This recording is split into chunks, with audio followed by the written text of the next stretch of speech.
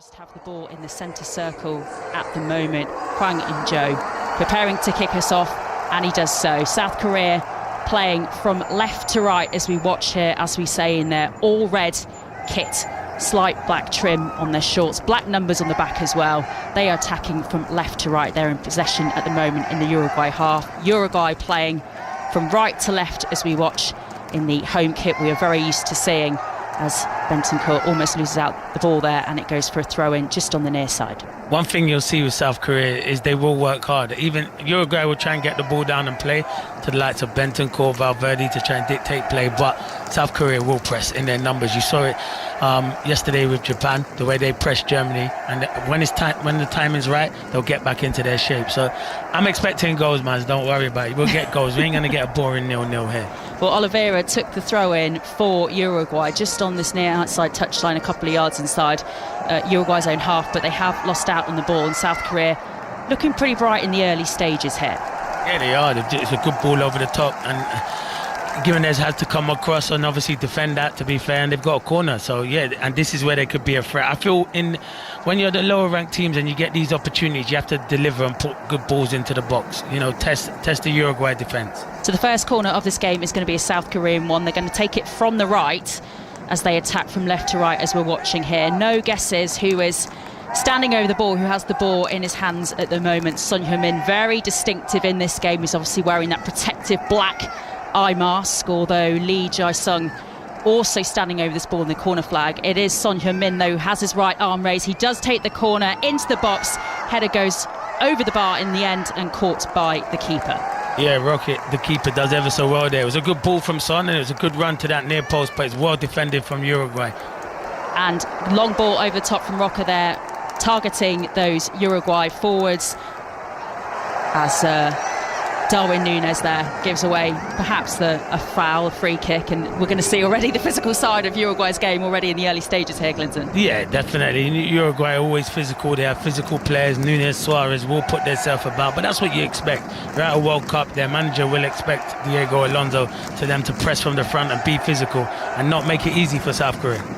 So South Korea with a free kick that they take short in their own half.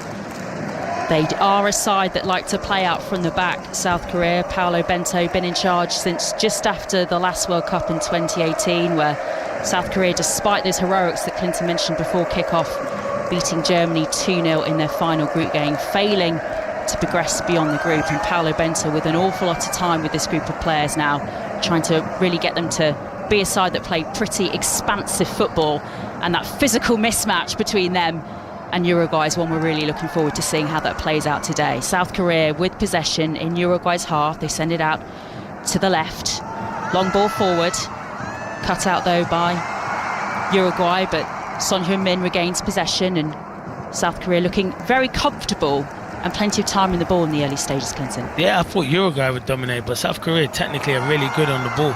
Son Heung-min a couple of yards outside the Uruguay box, but they opt to switch it left, South Korea, and already we can see the influence that Son Heung-min is going to have on this game. All of South Korea's players going to be going through their Tottenham talisman, certainly, I think.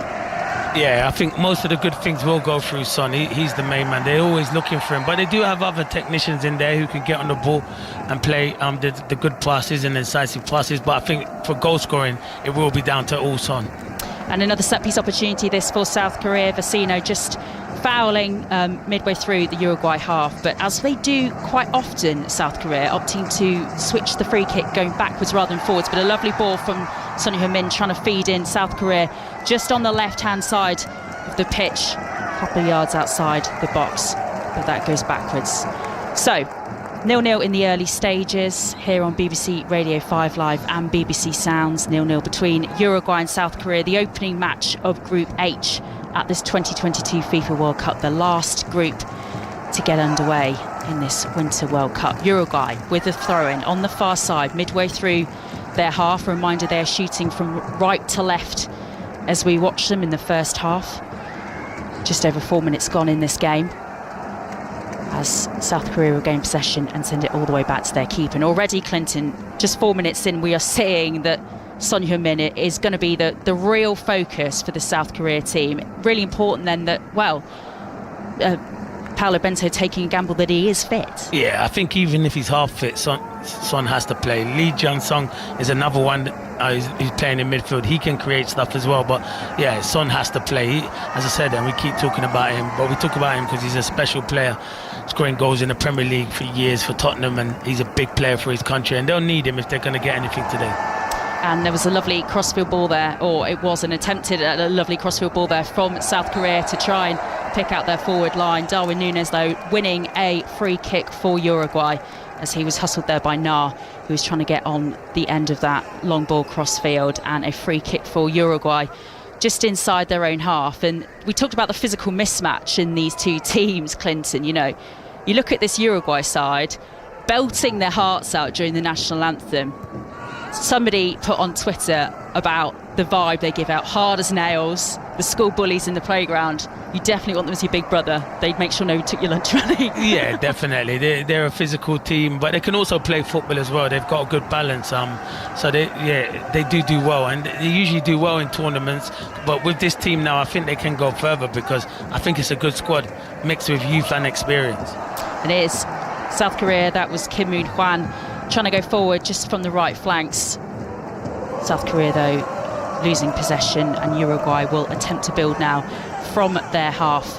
But that ball that was attempted for Luis Suarez there, just overrun, and South Korea regain possession. Quiet start from Luis Suarez. Yeah, they can't get a foothold of the game, Uruguay. He's getting frustrated. He just wanted the ball into his feet. Palestri, Núñez, they want to get these kind of players into the game, but South Korea have started really well. South Korea there doing really well to keep the ball in play, and Uruguay they're having to come across. Jimenez to put that out for a corner on the right hand side. Really good distribution from South Korea in the early stages here. Yeah, it was a good touch from Na on the right hand side. He does ever so well, and Godin had to come and clear him up. It was good defending.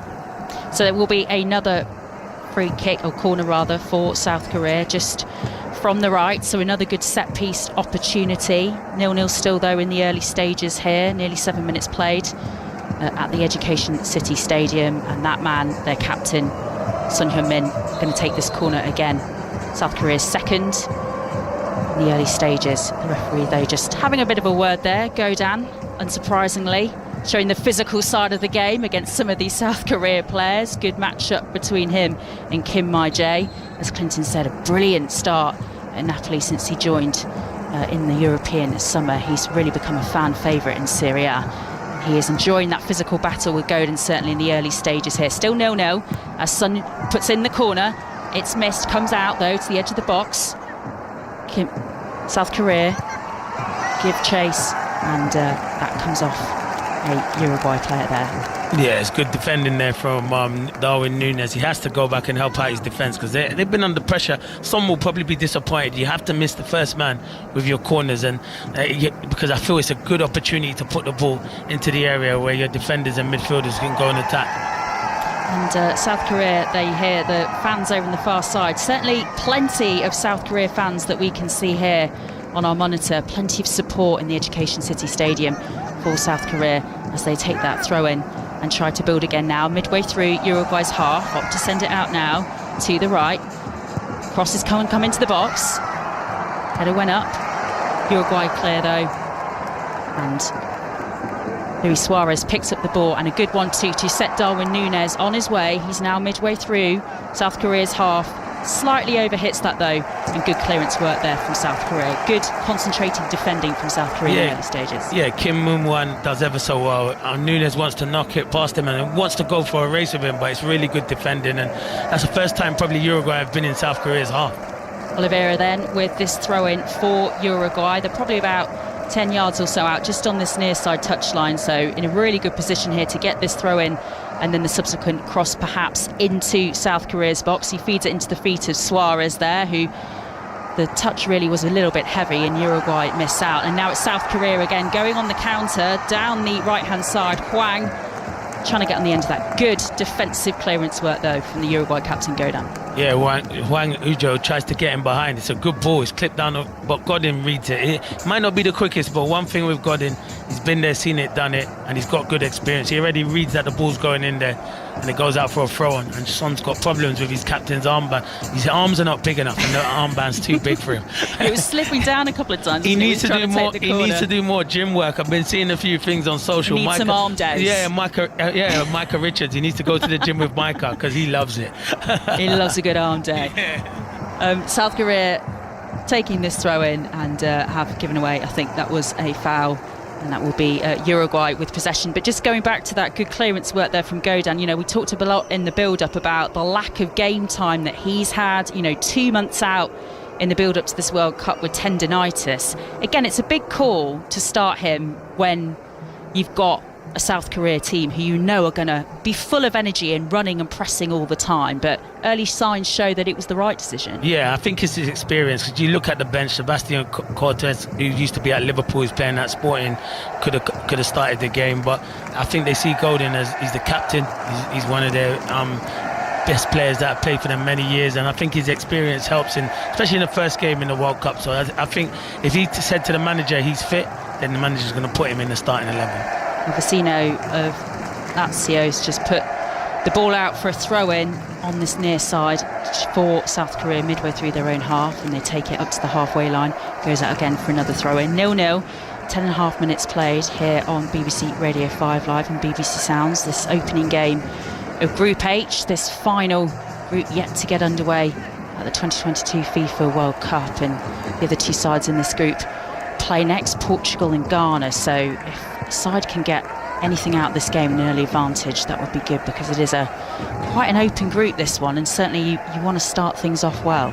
Yeah, you're right. I think, well, there's no easy groups in the World Cup when you qualify, but this is a tough group. So is the Brazil group as well, but there's a lot of tough groups in the World Cup. South Korea with possession in their own half again. Now that's with Jung in the centre circle. Really good distributor of the ball, John, a really key part of this South Korea team under Paulo Bento. Son on the left, you can hear the jeers and the cries from the crowd on that far side, who are South Korea fans, as they believe their captain was fouled, and so did he, from that face he's just made at the referee. What do you think, Clinton? Yeah, you can see he does. No, it's not a foul for me. I think he's good defend. Son kind of leads his foot into him, but it's really good defending, and Palestri going back, helping out the fullback as well. Good defending. Yeah, Caceres, one of those involved as well there. Just being cute, making sure that he managed to dispossess Son without giving away the foul. Caceres, one of 3 players starting for Uruguay in their 4th World Cup. Another one now looking to get on the end of this. That's Luis Suarez there and Darwin Núñez. And that was Vecino there as well, really trying to get on the end of that ball, as Uruguay trying a really quick counter-attack there. But South Korea doing well there to send them wide, and just doing enough to make sure that the shot wasn't on target. Yeah, Vecino should really do better. It was a good ball from Valverde. He played him in, and he didn't really check his shoulders. If he checks his shoulders, he can take it on his chest and have a shot. He tries to flick it on, and it goes straight through to the goalkeeper. So that's the first time, as I say, it's good combination play, and that's what they want to see Valverde, the Uruguayan supporters and the rest of the players, further up the field, because he can create chances and also can score goals. It's a first early warning sign for South Korea. Still Uruguay 0, South Korea 0. 12.5 minutes played here on BBC Radio 5 Live. A reminder, we have coverage of all of the games of the 2022 FIFA World Cup across BBC Radio 5 Live and BBC Sounds. If you're out and about, take us with you with your BBC Sounds app, as South Korea have possession again just on the left. Opt to switch it now again, more into the midfield, and the ball is cleared from the edge of the area as Darwin Núñez dispossesses South Korea, sends the ball up to Suarez. Now he's moved it across field. Uruguay now with Valverde, opt to send it to the right. Caceres setting up Palestri. And this is a good bit of play really here from Uruguay, good bit of possession as they really try and find their way into the game, something they've really failed to do as yet, but a good bit of possession here for them here at the moment. Oliveira sends it back to Jimenez. I told you about the shape that they would have, man. Look at the shape from South Korea. They don't mind Godin and the centre backs having the ball there. They're not bothered because you're not hurting. It's when it comes into Bentancur, Valverde, that's when they'll go and press and try to play on the counter attack. Yeah, under Paulo Bento, South Korea very used sometimes to playing almost a 5 in defence when they're not in possession, and they're happy here for Uruguay to kind of knock it around, really just around the centre of the pitch, because they're not really. Well, I tell you one thing, Maz. Caceres won't really go forward that much. He's better defender than he is going forward. It will have to be Oliveira.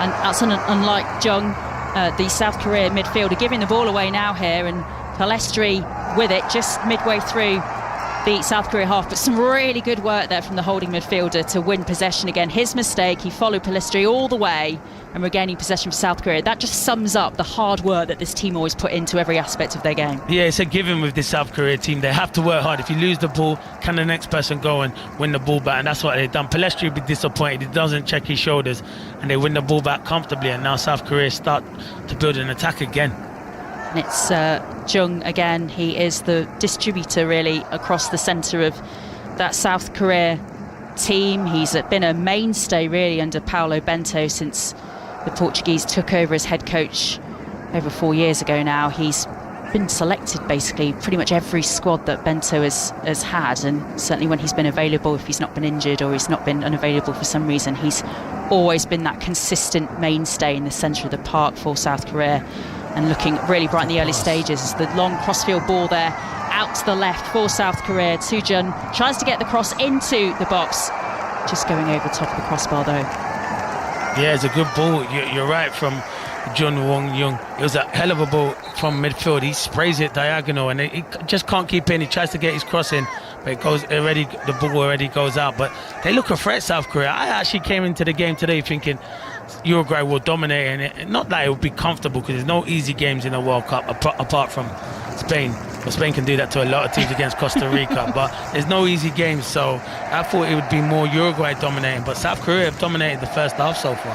That was Kim Ji-sun running onto the end of that really nice crossfield ball. I mean, we talk about South Korea, and this is a 10th successive World Cup for them, so they are showing obviously that real improvement, that progress. When we think of 20 years on from their home World Cup in 2002, a lot of these players talk about the memories of watching that home World Cup as the reason they got into football, which makes me feel really old. What are your memories of 2002, Clinton? No, I was at the World Cup in 2002, so I got good memories of it. I was there part of the Island squad, so yeah, it was brilliant memories. But yeah, that makes me feel old now, so I think we should just concentrate on this game instead of talking about how old I am. Well, that was their best finish, of course, in 2002, South Korea, as they have a player down injured here. Just looked like there was a painful knock on the knee of Na there. He's up on his feet but limping a bit, just clutching his right knee. Seems to be running off now though, and looking to get on the end of this ball. Goes out to the right though to Kim.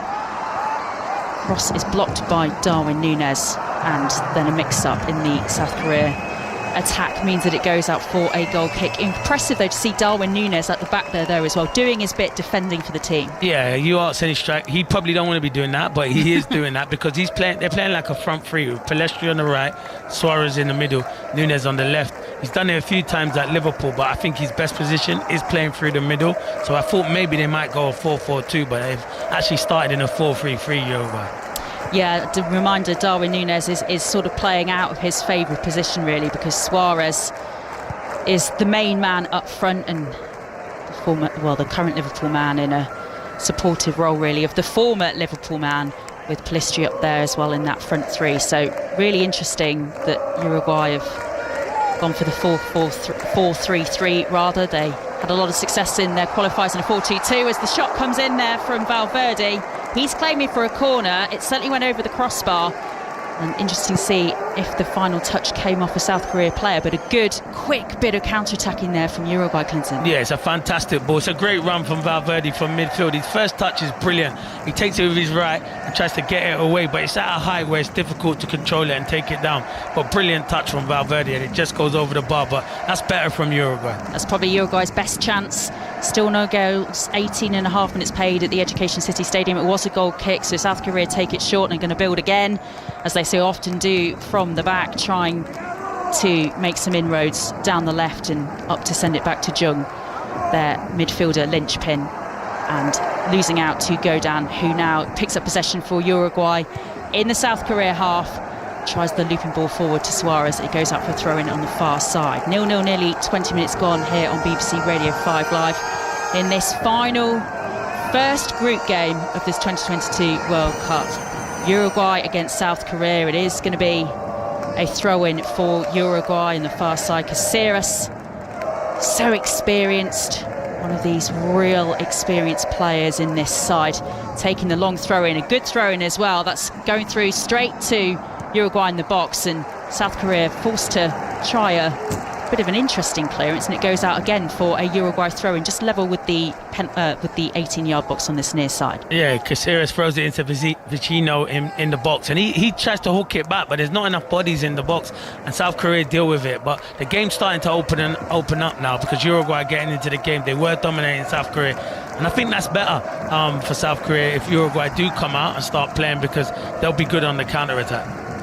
Godan with the ball at his feet at the moment, the Uruguay captain, opting to switch it left this time, and Bentancur, one of the players who's been calling for the ball, in really good form at the moment, tries to feed it in there, and the foul comes in from South Korea player, and it will be a Uruguay free kick just inside their own half. Yeah, Jung just catches Oliveira just gets told to it, but I think he gets the ball. It's the follow through from Jung. He does get the ball, but it's the follow through why the referee gives the decision. But when you're running at that pace, man, it's hard to control it. I think he got the ball. I don't think it should be a free kick, and the manager Paulo Bento is telling the referee he doesn't agree either. He completely agrees with you. Palestri there with the feed in into Nunes. He falls over, then the cross comes in again from the left from Uruguay, and that was a really good chance there for Uruguay, as we can see there on the replay and our monitors here, that certainly they were onside. Palestri there with the cross into the box. Nunes misses it. Suarez attempts to then get the knock on as the cross then comes back in from the left. Should he have done better with that, Clinton? He should do better, Nunes. Uruguay should be winning 1-0. Palestri does ever so well. It's a great diagonal pass, and Palestri controls it, and Nunes just gets in front. I will give credit to Kim and Jay, who kind of tries to ease him out, but once he gets there, he totally miskicks it, Nunes. It was good defending, but I think he knows he should be 1-0 up. Midway through this first half then, Uruguay giving South Korea a real scare. They should be ahead, but it still remains goalless in this opening group match of Group H. But Uruguay can really feel that the momentum has shifted, and they suddenly have the bit between their teeth in this game now. Yeah, they are. They're dominating possession now, and South Korea were good at the early stages, but that's what they have to be careful of. They are looking to hit that diagonal to Palestri and to Nunes, so that's what South Korea have to be careful of. Yeah. Jung, one of those players who's going to be really, really important for them, just gesturing at some of his teammates where he wants them to line up. Got to keep an eye on some of these really prolific attacking options that Uruguay have. A really exciting South Korean team, and South Korean support as well has been a big part of this. South American support, I should say, has been a really big part of this World Cup as well. We've seen plenty of Brazil fans already at this World Cup, plenty of Uruguay fans in the stands here as well. Sea of blue behind the goal they're attacking in this first half of the Education City Stadium, and they really are seeing a lot more of the ball now in South Korea's half. Bentancur really knocking it about with plenty of free time, and well, then clearly a game plan from South Korea not to shut or try and close Uruguay down in this area of the field, but it just allows Uruguay so much of the ball. Yeah, you are right. I feel that is let the centre-halves have it for sure, but then you've got to go, when it goes into the Valverde, into Bentancur, the technicians in the team, that's when you have to go and press, and at the moment it's a good spell from Uruguay. Godan on the ball, plenty of time. Bentancur sends it out to the left this time. Now Uruguay are in South Korea half. 23 minutes played on BBC Radio 5 Live. Take us with you wherever you go on BBC Sounds as well. That's a foul from South Korea as they try to regain the ball on Valverde. And this will be a good set-piece opportunity for Uruguay. perhaps in South Korea's half. Yeah, and I don't think they'll turn it down. They'll send up the defenders, and they will try and put it into the box. It will have to be good delivery, because that's what you want. Pull it, good delivery, and give players a chance to go and attack the ball. Valverde looked so full of confidence and started the season so well for Real Madrid. Really key part in the Champions League victory for Real Madrid, of course, in May in the Champions League final as well, setting up the winner. He is, not surprisingly, perhaps the player standing over this ball. Referee just making sure that there isn't too much physical battles going on before he blows his whistle in the box. Valverde lofts the free kicking, header goes up, it goes out, and well, Uruguay seemed disappointed that they didn't do better with that set-piece opportunity. Jimenez with his head in his hands there, Clinton. Yeah, he does. I feel he feels he's going to get a touch, but it's a really good header just before Jimenez is about to head it. It's really good defending, and that Uruguay get a corner from it. Yeah, corner from the right for Uruguay. 25 minutes gone in this first half between Uruguay and South Korea in Group H at this World Cup. Valverde, the man who's going to take it on the far side. The corner from the right then for Uruguay. Corner comes in, headers go up. It's cleared out the area by South Korea. Picked up though by Caceres and sends it back to Uruguay defence. They opt to go left this time, or through the middle rather. Núñez on the board trying to feed in Suarez, but South Korea able to clear it. And now they're setting Son away in his counter-attack. Listen to the noise from the South Korea fans as they watch their talisman as he skips past one, tries to skip past another. Cross comes in from the corner of the 18-yard box, cleared out for a throw. But that's just what Son can do on the counter, showing what he shows in, week week out in the Tottenham shirt. Caceres can't live with Son in a one-on-one. He skips past him like he did not there. He does catch him. He goes inside Valverde and he tries to whip it. So cross comes short, but it's well defended. But that's what South Korea want. They want Uruguay to come out and then on the counter-attack, because I don't think any defender in that Uruguay back four can stay with Son when he's running them at them one-on-one. He looks like he's running all right, still wearing that mask. His manager talked about him training in it all week to get used to wearing it, and it seems to not have made a difference at the moment. Uruguay claiming for a handball there as South Korea tried to work the ball from that throw-in on the left-hand side. And now it's Uruguay who are growing possession with Bentancur. They are on the counter now into midway through South Korea's half. Ball goes out on the left to Núñez, tight angle, blocked by the goalkeeper. And South Korea breathe again, still with the ball in their own half. Now they send it forward. Too long. That will be gathered by the Uruguay keeper, but a good chance there for Uruguay.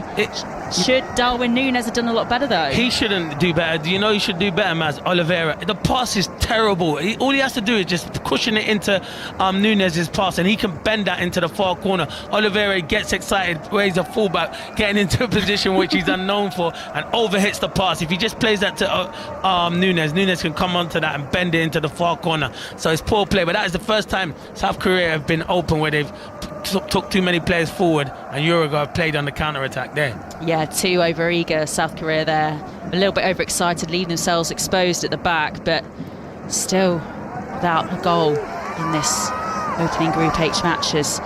Palestra goes on the run again on the left for Uruguay. Dispossessed though, showing a little bit too much of the ball to Kim in the South Korea defence, and then he is fouled, and that will be a South Korea free kick in their own half. And they will be happy to take that. Just take a few moments to just calm this down game a little bit, because momentum's really shifted Uruguay's way in the last couple of minutes. It has, and we're watching the replay again. It's not a hard pass. He's just totally overhit it, Oliveira, to Núñez. All he has to do is just play it into his path, and he's totally overhit it. And it's be frustrated, because that's a big opportunity for Uruguay. But you're right, Kim Ji-sun is going to have it difficult with Palestra, because he looks really lively on the right-hand side, a young Man United star. I know he hasn't played for Man United as yet, but he is a star and he's got great potential. Yeah, a player that his manager, Diego Alonso, has selected, even though, as Clinton says, he hasn't played a senior minute for Manchester United at all, but made a big difference to this Uruguay side, who won all their qualifiers this year after a difficult time in South American qualifying, unbeaten competitively under Diego Alonso since he took over at the beginning of the year. South Korea, though, with possession in Uruguay's half. Now it's back with their defence in the centre circle. They send the long ball forward. That is going to be too long, though, for South Korea to chase down. That's going to be a throw-in for Uruguay. couple of yards inside their own half. 0-0, 29 minutes played between Uruguay and South Korea here on BBC Radio 5 Live.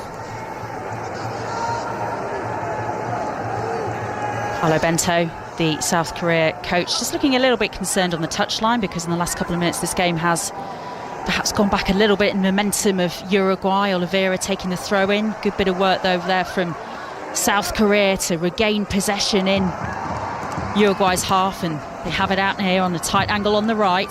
Bentancur with some work though to put it out for another throw in, which South Korea will take a couple of yards just inside the byline on this near side touchline, deep inside Uruguay's half, which they take. They're going to try and get the cross in. Good bit of pressing though from Darwin Núñez, forcing play back. And South Korea forced all the way back into their own half as we approach the half-hour mark now. This game. They're trying to press Uruguay, you can see, but they're pressing as individuals. You see Suarez saying to the midfielders, come on, press together, but South Korea have done well to get out of that, and you can see he's getting more and more frustrated up front, Luis Suarez. Yeah, the body language he just gave out there, really quite interesting, wasn't it? Almost trudging back to his place there, Luis Suarez, and again, he puts his head down, he's really not seen an awful lot of the ball at all. I mean, there was that great chance that he had a few minutes ago, and that's probably the kind of only sniff really he's had. South Korea have done pretty well so far keeping Luis Suarez quiet. Yeah, I think if he gets the chance Núñez gets, he probably puts that in the back of the net, because even though Núñez is a natural striker, scored a lot of goals at Benfica, been scoring goals at Liverpool, but it was just the way he didn't take it straight away, and that was a sign of, is he in confident mood? And he should be, because he's been scoring at Liverpool recently. Yeah, joined obviously Liverpool at the beginning of this season. It's been though a bit of a mixed start for Darwin Núñez in the Premier League, and I think you can tell that he's perhaps not full of confidence in the way he wasn't able really to take on that chance that he had a couple of minutes ago. Probably the best chance of this first half. Uruguay with the two best chances really, but it is still goalless with about 15 minutes to go to half time now on BBC Radio 5 Live and BBC Sound. South Korea now with the ball midway through Uruguay's half. Cross comes in from the left, header goes up, misses everyone though, and the ball will go out for a throw-in on this near side. Yeah, it was good play from South Korea again. The ball goes out to Kim Joo-sun on the left-hand side, and he puts it into an area, but they've got 3 or 4 bodies in there, but he just overhits it. But the opportunities are for the fullbacks to get forward, because when Son and the other winger come inside, there's spaces for the fullbacks to get forward and get crosses into the box. But this is going to be a throw-in just a couple of yards inside the near side touchline in Uruguay's half, as well, about 32 minutes gone now in this half. Oliveira taking it, throwing it up towards Núñez, and it will go out for another throw-in. This one a South Korea one, midway through Uruguay's half now, and good bit of work there from South Korea to hold off Uruguay as they physically try to outmuscle this South Korea side. And in terms of that physical battle, I mean, half an hour gone, Clinton, South Korea have handled it pretty well. We talk a lot about the physical mismatch perhaps of these two sides, but they seem to have handled that pretty well in the opening half hour. No, they have. They've competed ever so well, because we always hear about Uruguay being strong and physically stronger than most, but they've competed even when crosses have gone into the box. As long as you're not going to get the first contact, make sure you compete and they don't get a free header, and that's what South Korea have done so far. And it is South Korea again on the ball. Nice ball fed out to the left. He's going to try and get the cross in here, a couple of yards outside the byline. Cross into the Uruguay box, headed clear by Bentancur. Picked up though by South Korea, and they still maintain possession, regain possession in Uruguay's half. And another frustrated kind of body language there that we're seeing from Luis Suarez, who certainly is feeling frustrated, I think, with perhaps the overall kind of performance really of his side for the majority of the half, but also the fact he hasn't been able to see much of the ball, as South Korea now have possession a couple of yards outside the box. Jung there feeding it out to the left, ball into the middle, over the top. That is far and away South Korea's best chance of this first half. We're expecting the back of the net there to billow as the cross came in there from the right to Hwang Ui-jo, and what a chance that was from Hwang Ui-jo, the Nottingham Forest loanee. at Olympiacos this season. Deary me, that was a really, really good chance there, Clinton. Wang, he has to score. He's just 7 yards out, Maz, and he's leaning back. Just lean over it and just pass it into the back of net. It's a great opportunity, and Kim does ever so well down the right hand side, and once it comes into Wang, he's got to do better. He's leaning back and he plays it over the bar. Just slot it into the bottom corner. It tells me a striker that's not in confident form, because he should really be hitting the target there. Great opportunity. Absolutely the best chance so far of this half. I mean, do you think it just a lack of composure? He took it on too quickly. Godan was obviously maybe perhaps coming into his island from the left as well, but he was. But you know what? He can. No, it's a great chance. He's got Golden coming across him. You know what he's doing? He's leaning back instead of going to meet it, going onto it to then whip it into the far corner. He's leaning back, and once you're leaning back, the ball's going to rise over the net. But it's a brilliant opportunity. And he probably wanted that to fall to Son, because if that falls to Son, it's 1-0 to South Korea. Yeah, we've just shown a replay of Son with his head in his hands there as well. What an opportunity that was for South Korea. The best opportunity of this first half falling to South Korea 10 minutes before half-time. And Uruguay this time are able to breathe a little easier, because it really should be Uruguay 0, South Korea 1. As it is, still goalless. 10 minutes till half-time here on BBC Radio 5 Live. If you are out and about, do take us with you on BBC Sounds. People are starting their Christmas shopping. You start your Christmas shopping, when they're driving, they want to listen to me and you. Yeah, please listen. Turn the radio on and listen to us. And already today, of course, on BBC Radio 5 Live, we brought you Switzerland against Cameroon, as Oliveira tries to run down the cross from the right. He'll go out for a throw-in. That cross from Valverde, a little bit overhit. But already today on BBC Radio 5 Live, we brought you Switzerland against Cameroon. Switzerland winning that game 1-0. 4 games a day, such a packed day of World Cup action we've got for you here, as South Korea take that throw-in. Lose out though. Good work by Bentancur to regain possession for Uruguay in South Korea's half. Valverde very calmly playing it back to Caceres and Godin. 2 very experienced defenders, as we say, playing in their 4th World Cup. Caceres and Godin, which is a remarkable achievement. Jimenez. Caceres now, who now sends it out to Pellistri on the right. And again, as we've talked about already this game, South Korea very happy for Uruguay just to tap it around really in this area of the pitch. 9 minutes to go till half-time. Either side yet to get a breakthrough, but there have been some mightily close moments for both sides, in particular a couple of minutes ago for Hwang Ee-jo, Nottingham Forest man on loan at Olympiacos. Should really have shown better composure and to see that one into the back of the net, but as it is still 0-0. You're not missing anything, people, anyway, because Caceres and Godin are just playing the ball between them and not going anywhere. And then Bentancur goes, I'm not having any of that, and passes forward. Yeah. I'm going to send it through to Pellistri instead. He's going to try and make something happen on the right, but I guess that's a reflection as well, like we're saying, of how organised South Korea are off the ball, Clinton, that most of the time when they've really concentrated, and they have lost the shape a couple of times, and just demonstrated there as Oliveira puts the ball out for a throw-in on this near side over hitting it, that most of the time South Korea off the ball have been really organised, really concentrated, and kept their shape, making it really difficult for Uruguay to break them down. They do, and that's a lot of work on the training pitch. You got to credit the manager and the players that buy into what the manager's telling them, but yeah, that's a lot of work on the training ground, because they know when to press, when to get back into their shape. And that's what they're doing well at the moment. Just force the mistakes, there from Uruguay, and they kick the ball out of play. So I think South Korea will be happy. Uruguay will be frustrated at the moment. It is a throw-in for South Korea, which they're going to take midway through Uruguay's half on this mid-side touchline. They are attacking towards their fans in this first half, South Korea, and they really are full of noise, the South Korean fans.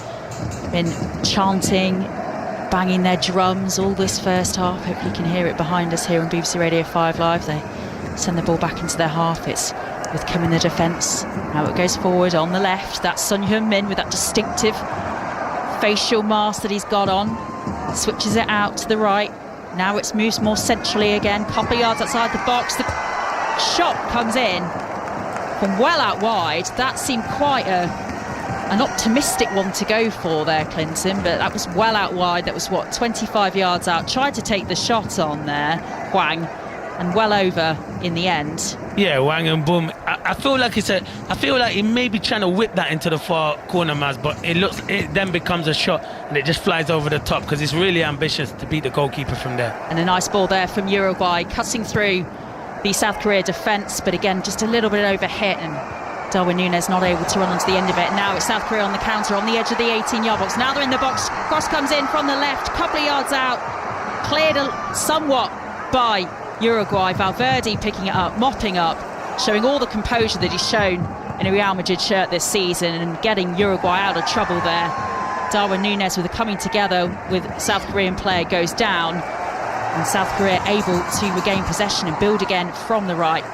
Will now go out though for a throw-in on this near side after the ball comes off Oliveira. Yeah, Lee Jansung done ever so well there. He drives into the box and cuts it back, and Son gets in the way of his teammate. They kind of like collide together, and then you're right, as Valverde does ever so well what midfielders does, come back into the shape and manages to clear it. But South Korea are on the front foot at the moment. They're dominating.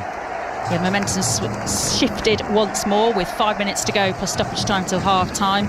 Still goalless in this Group H opening match, but South Korea starting the more strongly. Uruguay then wrestling back momentum really, but South Korea in these final few minutes looking promising again, and they're the fans that are making the noise at this end that they're attacking in this first half. Now the ball's with Suarez, but the pass back is not a good one, and South Korea almost able to go on the attack again, and he'll be relieved to see that didn't come to too much Luis Suarez. But South Korea, as organised as they are and as pressing as they are, regain possession again, and Luis Suarez is cutting a frustrated figure out there at the moment. No, he is, but he has to hold the ball up. The ball then comes into him there, Maz. He can't be frustrated with his teammates if he's not being reliable when it comes up to him.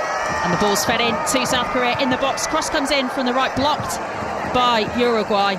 Only so far though as South Korea again, who now try to get another cross in, blocked again. South Korea with the ball with Jun, feeds it into Son Heung-min, edge of the box, out now to the right. Plenty of outfield players for Uruguay back. As we approach half-time here, still goalless. Can South Korea get the breakthrough a couple of minutes before half-time at the Education City Stadium? Jun, distributing so well as he has done for the majority of this first half, is assessing his options, passes it to Son.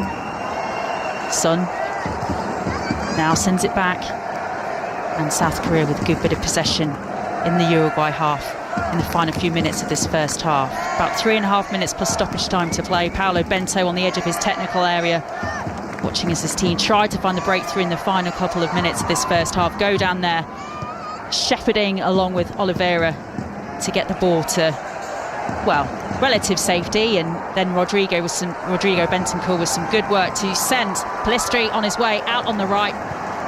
Uruguay on the counter, Suarez trying to get on the end of that. Jung doing really well to get the ball and get it to safety for a corner. Good work there. It's a good break from Uruguay.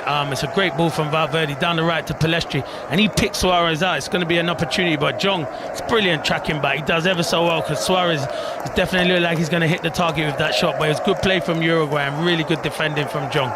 So with 3 minutes to go until half-time, this could be a really timely opportunity for Uruguay. It's going to be a corner for them from the right. I imagine it's going to be Valverde, he's going to take it, but the referee is just making sure that everybody is getting organised in this box. It is indeed Valverde. Corner comes in, headers go up, and it was off the post, the left-hand post. That was so mighty close from the Uruguay captain, Diego Godin. Yeah, he got it. He gets a free header, to be fair, and that's the one thing. They do attack the ball, and he gets up early, heads it, and I'm thinking that's going in the back of the net, but it goes to the post and then goes away to safety, and South Korea managed to clear it. But it's a great header from Godin, but once it's a great, he towers above him. Brilliant header. Yeah, it's a real physical mismatch. Another set-piece opportunity for Uruguay this here, as Oliveira sends it back to Bentancur.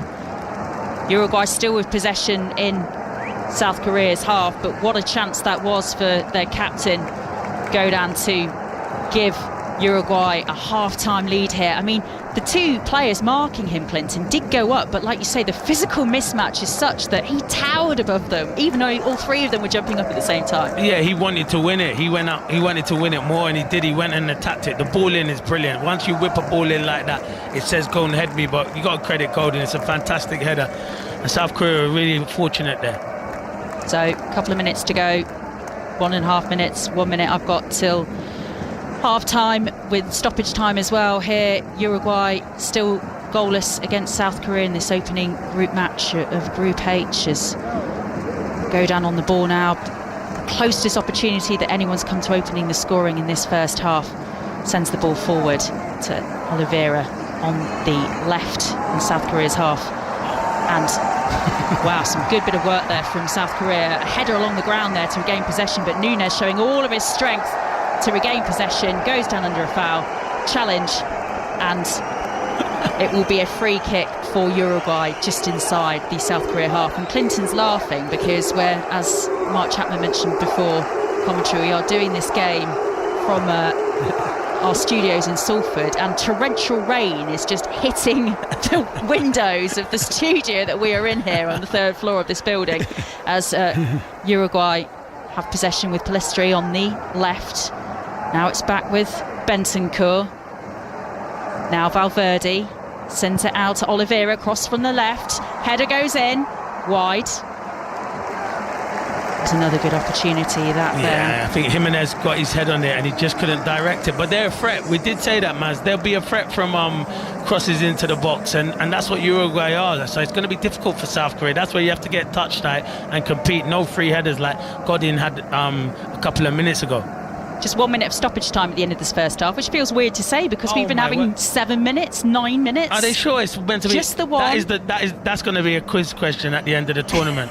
That is the lowest one. They're usually above 5. And we're into that minute of stoppage time now, so probably 30 seconds or so to go in this game until half time. Still goalless as the goal kick is taken by Kim, and the South Korea goal goes all the way up into Uruguay's half, goes out though for a thrown on this near side. And that is that for the first half. So goalless in the opening match in Group H between Uruguay and South Korea, but it has been a really entertaining goalless draw, Clinton Morris, and great chances for, well, Suarez should have done better with one at one end, Nunes as well, Hwang Ee-jo with an absolutely brilliant opportunity to put South Korea ahead, and then Godan, the Uruguayan captain, hitting the post at the other end. It has been an action-packed 0-0. No, it has. It's been really good. It's been entertaining. You usually get 0-0s and you think, is it a boring one? Nah. South Korea have been on the front foot. They've been excellent in possession, causing problems. And also Uruguay grew into the game slowly but surely. But it's gone one way and then it's gone the other way. There will be goals in this game. I said it before, and hopefully I'm not wrong. But it's been a good 0-0, but there has been chances created. So 0-0 at half-time between Uruguay and South Korea. And I hope you're enjoying slightly better weather than we are here, Mark Chapman. Well, dusk always falls around this time in Doha, so it's just starting to go dark at nearly 10 to 5 out here in Qatar, 10 to 2 back in the UK. South Korea, you would think in particular, could be left to rue that very good chance they had, Clinton. Oh, it's a great chance, chappers. Kim does well, and Hwang Ee-jo, should put that in the back of the net. It's a brilliant opportunity. I don't understand how he's got so much time. He could even take a touch and then pick his spot, but he's leaning back. He doesn't come on and meet it, and it's a brilliant opportunity. And they could rue it, but they have been good though, chappers, in this first half. They've impressed me. Okay, Clinton Morrison and Maz Faruqi bringing you Uruguay against South Korea. That is goalless at half-time. Earlier, Switzerland beat Cameroon by 1-0. Still to come, Portugal, Ghana, and Brazil, Serbia. We'll hear from the England camp during a half-time, ahead of their game with the United States, which is a late one tomorrow. So 7 o'clock kickoff UK time for that. But first, here's Richard Foster. Take the World Cup with you. Qatar 2022. On BBC Sounds, this is BBC Radio 5 Live. Thanks, Mark. Good afternoon. Schools across Scotland are closed as teachers take part in their first national strike since the 1980s. The Scottish Government says their demands for a 10% pay rise are unaffordable. Royal Mail workers and university staff are also on picket lines today. Emily Doughty is a second-year student at Durham University. It's a bit annoying when you think of all the hours you're losing. I'm only losing 3 hours, but I only get about 9 contact hours a week. Our lecturers have been really open about the reasons they're striking. And so I think I support the strike action because we see the lecturers, we're all struggling together. Net migration in the UK hit a record level in the year to June. The difference between the number of people coming to live here and those leaving was just over 500,000. The government says it's committed to bringing down overall numbers. Nearly 3 in 10 ambulance crews have had to wait half an hour or more to hand over patients at accident and emergency departments in England in the past week. The transfer time is meant to be within 15 minutes of arrival. Analysts estimate the government will have to pay £16 billion to help households with energy costs after the regulator increased its price cap.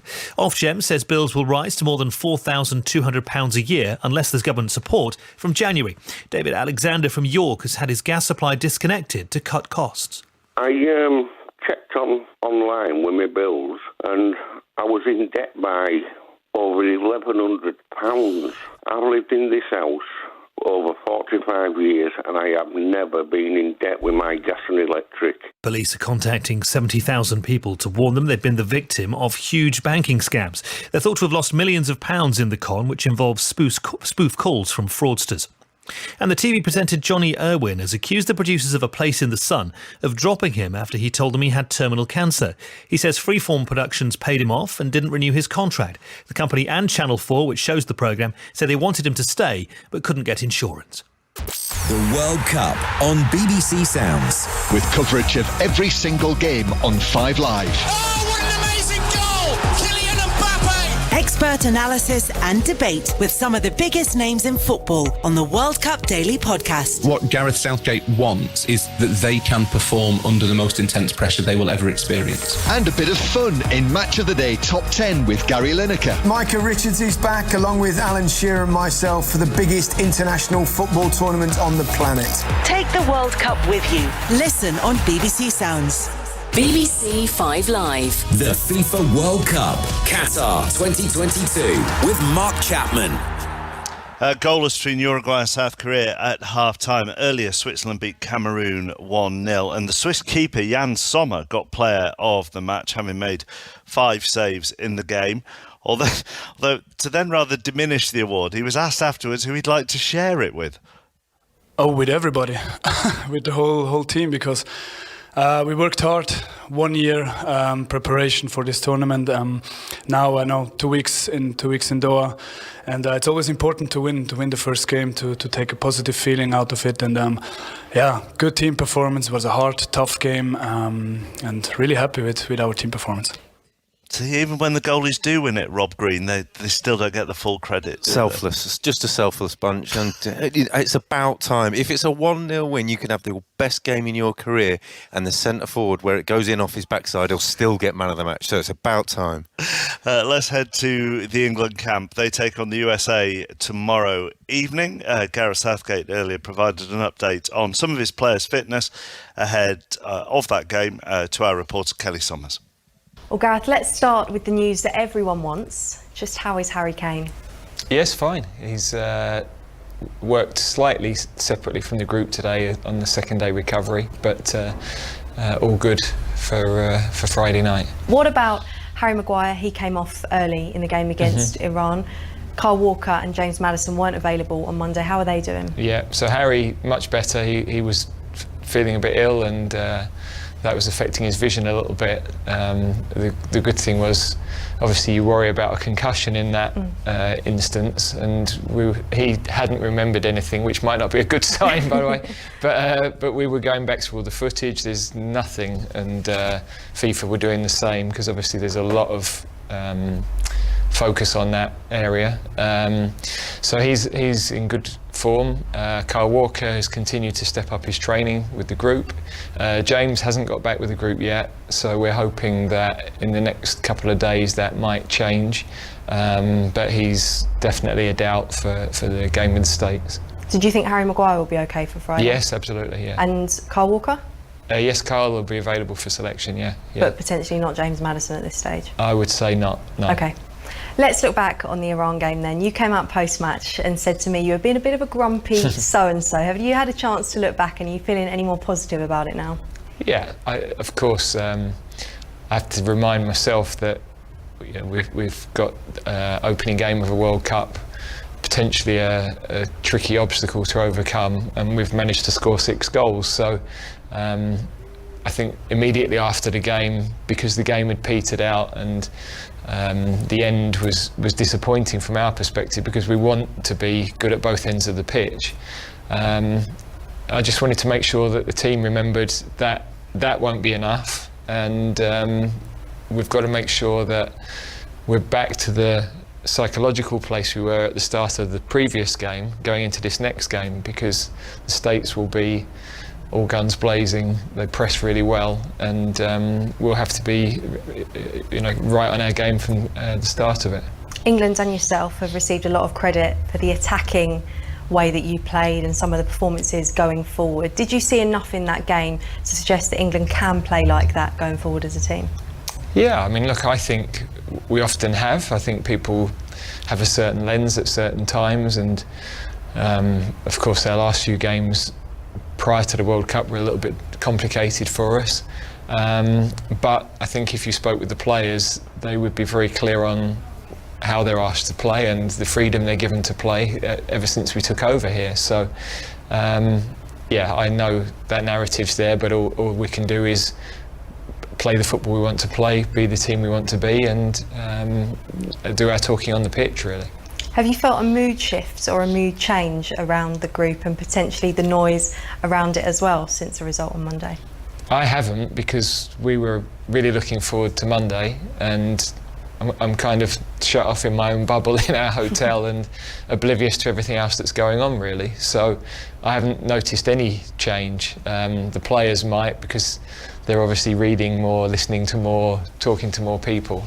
But for me, I know how we wanted to approach that first game. I know the environment we've wanted to create for the players since they arrived, and Monday was a great start, and we've tried to focus on just that reset now for being ready for Friday. What are you expecting from the USA? Athletic team, press really well organised, well coached. Obviously quite a few players we know from the Premier League, and yeah, they showed in the first half against Wales the best side of themselves, that they can cause problems. They're going to put us under pressure when we're in possession of the ball, and we've got to make sure that we've got the solutions for that. Gareth Southgate with Kelly Summers. He's relaxed but not getting carried away. That would be the best way to sum that up, wouldn't it? I think he's a lot more relaxed than he was before the first game, wasn't he? And John Murray was saying he's a little bit tetchy, wasn't he? And now I think that just the unknowing of how they were going to perform, whether it would click, whether the energy would be there. They've got that answer now, and he knows that he's got the better side. He knows that they're a better team than America. If, and it's a big if, they go out and do the same again, then they should be in a good enough shape to win that game as well. Well, also, the other thing is, even though he speaks brilliantly on all subjects, he's being asked about fitness of players, form of players, the formations, and in the build-up to this tournament, that was a very small part of the questions. Not that he was averse to answering them and realised that was part of it, but he's answering a lot easier questions now than he was in the 2 weeks leading up to it. He's at home. He's on his own territory now again, and he's in a position now where he's got pretty much the squad he would like. Reece James maybe is the one that you'd say is the obvious one. Ben Chilwell on the left is the other one. But compared to other sides, actually, he's got fit players. He's got players out there playing well, and a unit and a team that's working, and he can focus on the game itself. Luke Shaw also spoke today, and this is what he expects from Friday's opponents. A really good team, some really good players, very direct, very aggressive, really high pressure, especially in the start of the game, and I think that's something we need to be ready for. They're going to press us as soon as that whistle starts, so it's going to be a very intense game, and one we need to be ready for. We need to keep that attacking intent. We need to play forward. We need to be in their half, play in their half, and create the chances, because you look at our attacking threat, it's world class, and we need to be feeding them in the areas that where they can score from. Of course, we analyse the team, but I think the most important thing for us is to focus on ourselves and make sure that we're all playing at a high level, and we start quick with the way the USA play. The USA caused Wales real problems, didn't they, Rob, in that first game, in the first half. Yep. And then Wales changed it in the second half, brought Kiefer Moore on, went more direct, and that's where the USA because actually they beat the USA press that way. Yes, and that's what I think England did in a really healthy balance against Iran in the first game, was when they needed to go long, they went long, and they weren't really it wasn't a bashful thing. We're doing this, it's a game plan, and actually one of the goals, with a wonderful touch from Harry Kane, set up one of the goals in the second half, and it's a great ploy, because that's where the space is. Gareth is quite a pragmatic guy, and he will turn around and say, look, if that's where the space is, that's where we need to play. Luke Shaw's already touched on it there. It's clearly a game plan. It's clearly something they're going to have to do.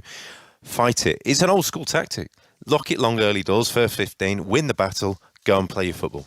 Sorry, I was slightly distracted, Rob, by Kelly takes over from me at the end of this second half, and she seems to come in with what's that? Is that a 4 kilogram tub of crisps?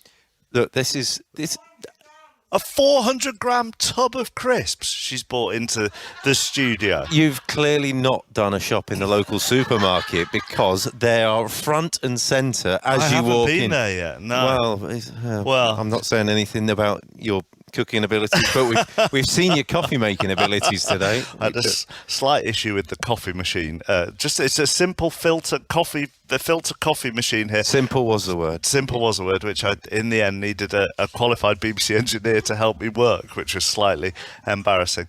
I'm all right at the moment for the crisps, Kelly. I'm talking to a microphone. It'll sound horrible, but good to see you sampling the local food. Right, Uruguay are in the tunnel, waiting for South Korea as well. We need a goal here, Clinton, don't we? Yeah, and some crisps as well. Selfish, mate. Selfish. We need a goal, and we need some crisp chappers, and then my day's made. I can only apologise that Kelly bought the crisps for people here in Doha and didn't think of you back in Salford. Thanks. Clinton, do you think Uruguay, just watching that first half, do you think I know they've got the ageing back line, but can they be a bit more aggressive, be off the ball? Because it seems comfortable for Korea at times. I agree with you, yeah, go and press, but all Suarez is doing is basically throwing his hands up, Rob, and saying, I want other people to, and not going to press. He should go and press, Palestri should go and press, and then the whole team would move up the pitch. But I do believe they are worried about pacing behind, and Godin is real deep. But you are right, go and be more aggressive and be in South Korea's faces, definitely. And go and have some crisps as well, mate. Tell them to share them with everyone. Well, we'll let me and Rob are the athletes in this studio. I know you Clinton, two are. I know you are. As you're well aware. Obviously. Right, South Korea in a huddle. The ball is on the spot for Uruguay to kick off. Here's Maz. Thanks, Mark. Yeah, we're nearly back underway here. The second half between Uruguay and South Korea. Uruguay will kick off the second half. The South Korea players were out on the pitch pretty early and all gathered into a huddle just on their half of the pitch by their captain, Son Heung-min. A really good opportunity from Hwang Ui-jo to put them ahead. As we are underway in this second half, you have really good chances at both ends in that first half, Clinton. That Hwang Ui-jo chance that we mentioned, blasted over the crossbar, and Godin, the Uruguay captain who's on the ball at the moment, hitting the left-hand post as well in that first half. Yeah, there was good chances, and I think what Rob picked up there, he's spot on, to be fair, because it's been too easy for South Korea. Go and put the pressure on them and see what they're like when there's pressure on them. And go and be competitive and compete. But you are right, we've had two great opportunities. The game shouldn't be 0-0, and I think there'll be more opportunities in this second half. And Godin just tried the long ball over the top there for Luis Suarez. History putting it out of play on this near side as Uruguay shoot from left to right as we're watching this second half. We will go through and remind you of the lineups in a moment as Godin heads the ball, trying to regain possession for Uruguay in the South Korea half. It's back with Oliveira, but Uruguay pushed all the way back into their own half and opt to try the long ball over the top. That was for Valverde, now for Palestri on the edge of it, but good work by Kim there to dispossess him, and that will be a foul and a free kick for South Korea. So we'll just run you through the lineups. As you say, Uruguay shooting from left to right as we watch in this second half. So Roca is at the back. It's a back four of Caceres, Jimenez, the captain Godin and Oliveira. A midfield three of Vecino, Bentancur and Valverde, as Uruguay just hassle South Korea a little bit as they knock the ball between their back and defensive players. Now try the ball forward. And then the front three for Argentina are Palestri, Suarez and Nunez, as Godin shepherds the ball forward, but only so far as South Korea, who have possession just on this left-hand touchline. It's with Son Heung-min. Just as he tries to get the cross in on the left, he's getting out-muscled there by Caceres, and the ball will go out for a Uruguayan throw. Good work there from the experienced Uruguay defender. Yeah, Caceres does ever so well there. Son's looking for a pass. There's no space. He's trying to roll his foot over it, but Caceres just nudges him out. Son's looking for a foul. So, yeah, good defending there. And this throw is going to be taken by Caceres, a couple of yards inside the Uruguay half, in front of the Uruguay subs who are warming up. Amongst them, just got a glimpse there of Edison Cavani, as South Korea here now going on the attack. That was what they thought was a foul. Referee's not interested, allow play to continue. The South Korean player has stayed on the ground, is back up on his feet now, and Bentancur just calming things down for Uruguay. I did think it was a foul. I did think there was probably not the second one, but the first one was a foul, and I think the ref tried to play advantage, but I think South Korea would want the free kick there because it would have been in a dangerous position. It's a reminder, as we say, that Uruguay are playing from left to right as we watch in this second half, with the familiar light blue tops with the white trim, the black shorts, the black socks. South Korea in their all white, sort of all red rather, away kit with black numbers on the back as well, and run you through their lineups. Got a goalkeeper is Kim Song-yu, and then four Kims in the back line as well. Kim Moon-hwan, Kim Mi-jae of Napoli, Kim Young-gwon and Kim Ji-sun. Jung, the holding midfield, as the long ball over the top there for Uruguay is just kept in play by Nunez. He's calling for a corner, and that has not been given. I don't know if the linesman's put the flag up for offside. Yeah. I think Suarez has gone early. Suarez has gone early, isn't he? Yeah, you're right. So that will be a South Korean ball. Jung, the holding midfielder for South Korea, really, really important role to play, certainly in the first half, in that holding midfield role. Just ahead of him, Lee, Jae-sung and Hwang, and then the front three of Na, Hwang Lee-jae, who had that fantastic chance to give South Korea the lead, and then Tottenham's Son Heung-min, the captain, on the left as well. So underway in this second half on BBC Radio 5 Live and BBC Sounds. About 4.5 minutes played in this second half. It is a free kick for South Korea that their goalkeeper takes long, and it's headed back by Bentancur. South Korea, though, very organised again and regain possession in Uruguay's half. They are happy again to try and build from the back. So it looks like Paolo Bento is going to stick with the same tactics really in the early stages of the second half in terms of how his South Korea team is set up, Clinton. Yeah, he is, but you just want Uruguay to go and step on, go and engage it, because it's comfortable South Korea. The more you give them possession, the more they'll grow into it. And now it's with Son, edge of the area, opts to run with it rather than try and take the shot, and he gives an opportunity there for Jimenez to regain possession. And Clinton, you had your head in your hands at that moment. Do you think you should have taken that first You touch? know what? I thought maybe you could have the shot, but you know what? I got to credit Jimenez. He's brilliant defender, because I know what Son was trying to do, take that extra touch. And if he had gone through past him, they would have had a shot at goal. But good defending from Jimenez, but really good play again from South Korea. And now it's with Uruguay. Bentancur sends it forward to Valverde. Good work, though, from South Korea with the sliding tackle to regain possession, and always so full of energy and pressing South Korea. Able to regain possession, and it's back with their defensive line.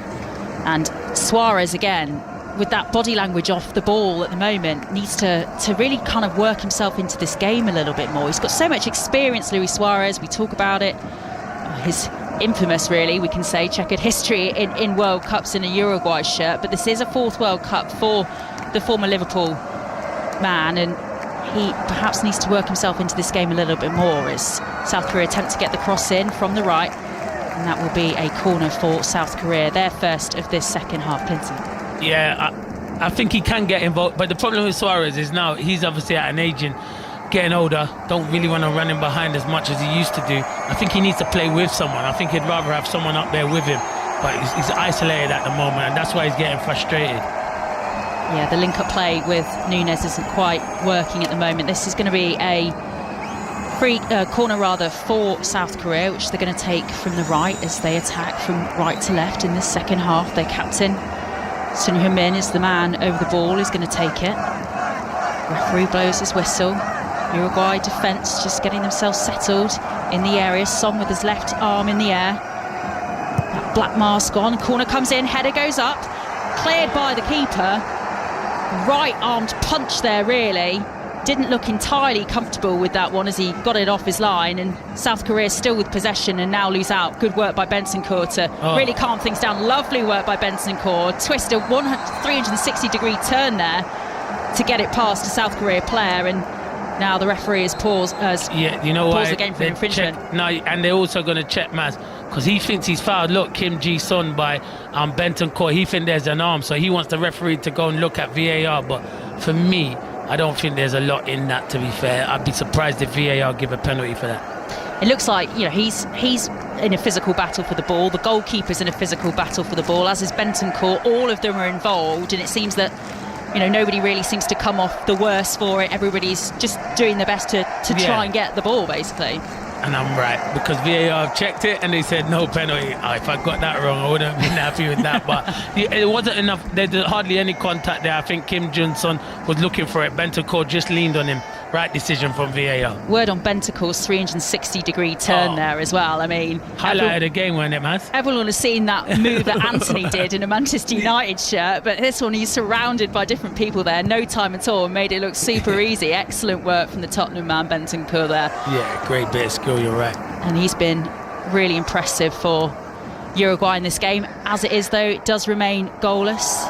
8.5 minutes played in the second half on BBC Radio 5 Live and BBC Sounds, and Nunes has gone down there in a bit of a thump with Jung, who has raised his arm up as an apology for giving away that foul. A bit of a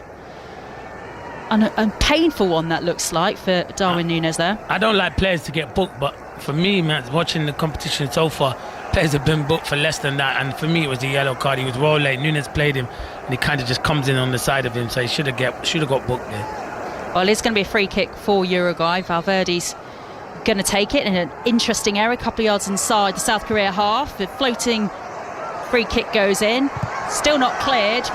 Bentancur trying to get the shot away at the edge of the 18-yard box, blocked, and now it goes forward again. Suarez trying to run onto this, keeps it in play deep in South Korean territory on the right-hand side, but then South Korea gather and the flag goes off because Suarez was in an offside position. This is a great stat for you, Clinton, from our producer Ellen. Only 3 Uruguayan outfield players failed to have a touch in the opposition box in the first half against South Korea. Darwin Nunes was one of them. Not inside, yeah, because he missed that chance in the box, didn't he? Yeah. Well done, Ellen. Well done, Ellen. We like that a lot. It's on my left-hand side.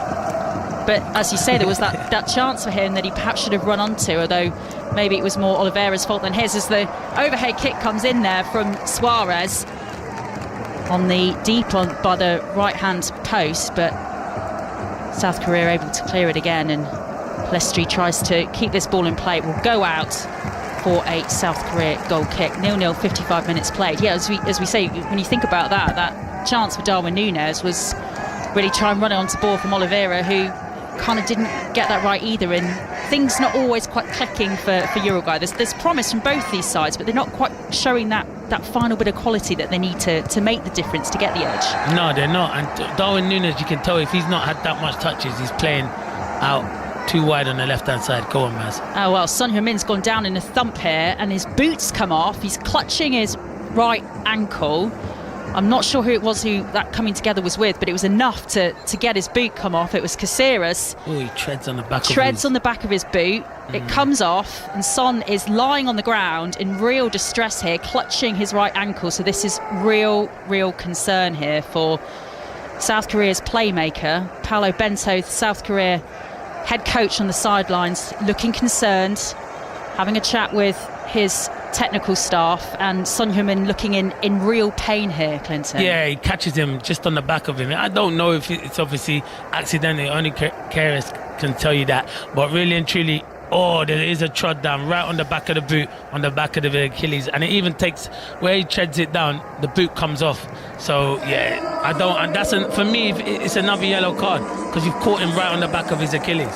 And his sock as well is taken, ripped as well. Like, that's how much the force of the studs coming in. He has been booked, Caceres, for that challenge. And as we say, it was a really forceful one. Not only the boot coming off of Son, but also a big hole in the back of his South Korea sock there. So safe to say that South Korea's captain has been in and the a little wars tear on the boots, his brand new boots, where he probably got given for the World Cup. Yep. Don't worry, I'm sure he's got spare pairs. Oh yeah, I think he's got another 20 pairs in the dressing room, as these footballers do have nowadays.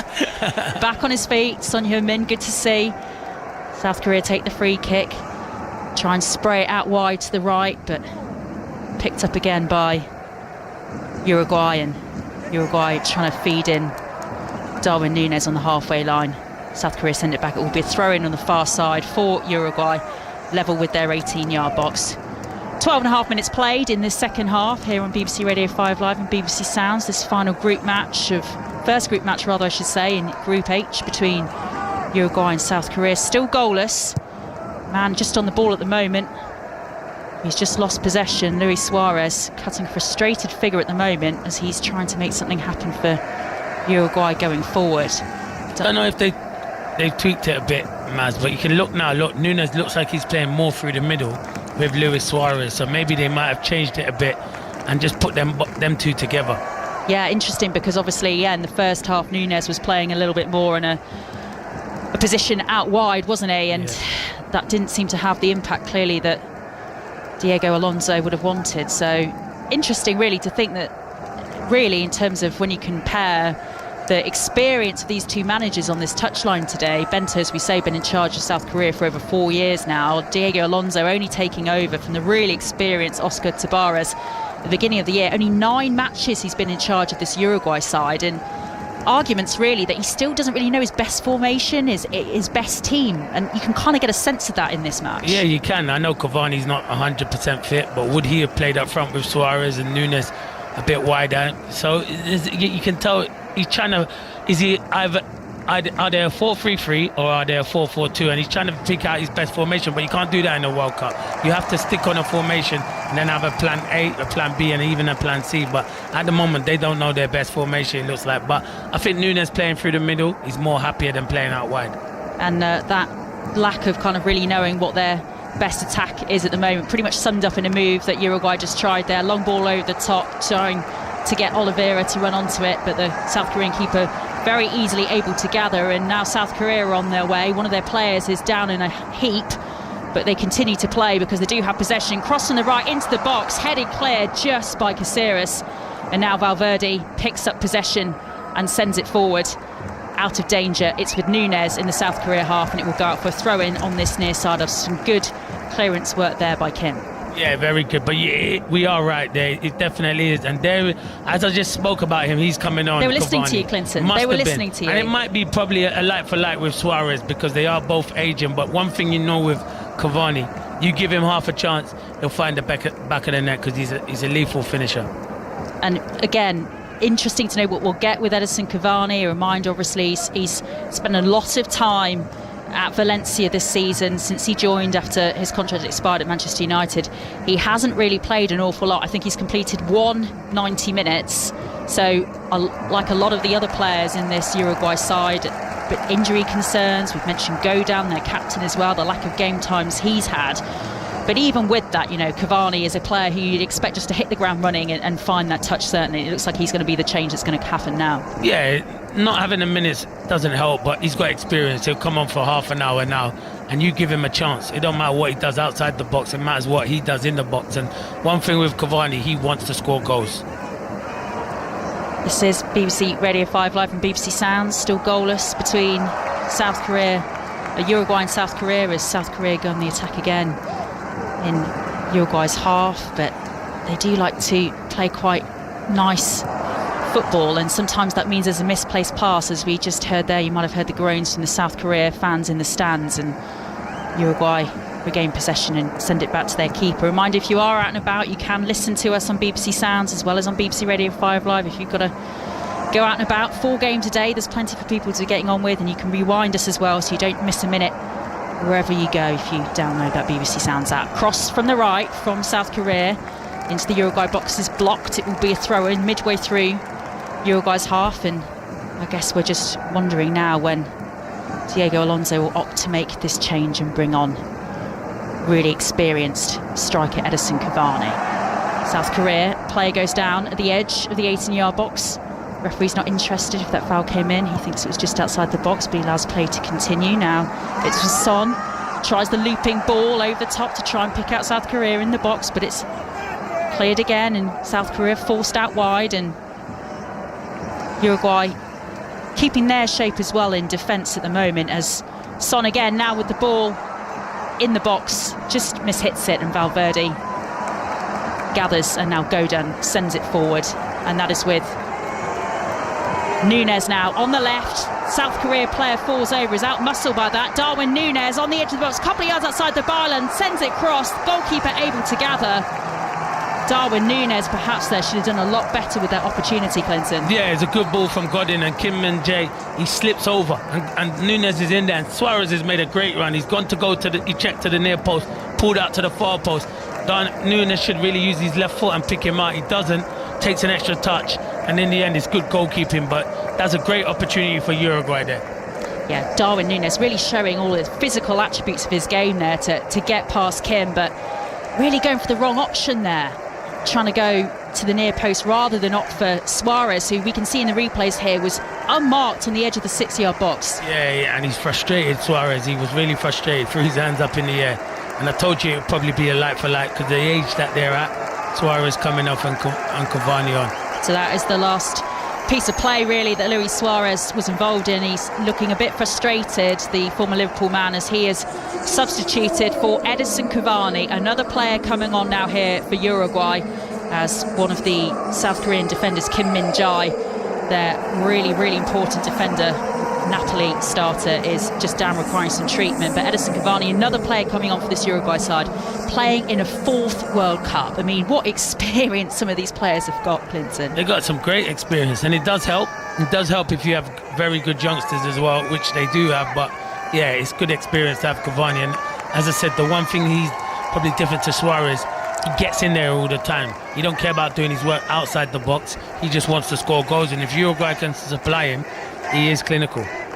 Nearly 20 minutes gone in this second half, still goalless in this Group H opener between Uruguay and South Korea, and Kim Min-jae is up on his feet. He has required some treatment though, so he's just going to go off into the sidelines, but happy to see that he is back on his feet. Paolo Bento is just taking an opportunity, this break in play, to have a quick chat with some of his South Korea players, because certainly in the last couple of minutes it feels like Uruguay have kind of forced themselves on this game a little bit more.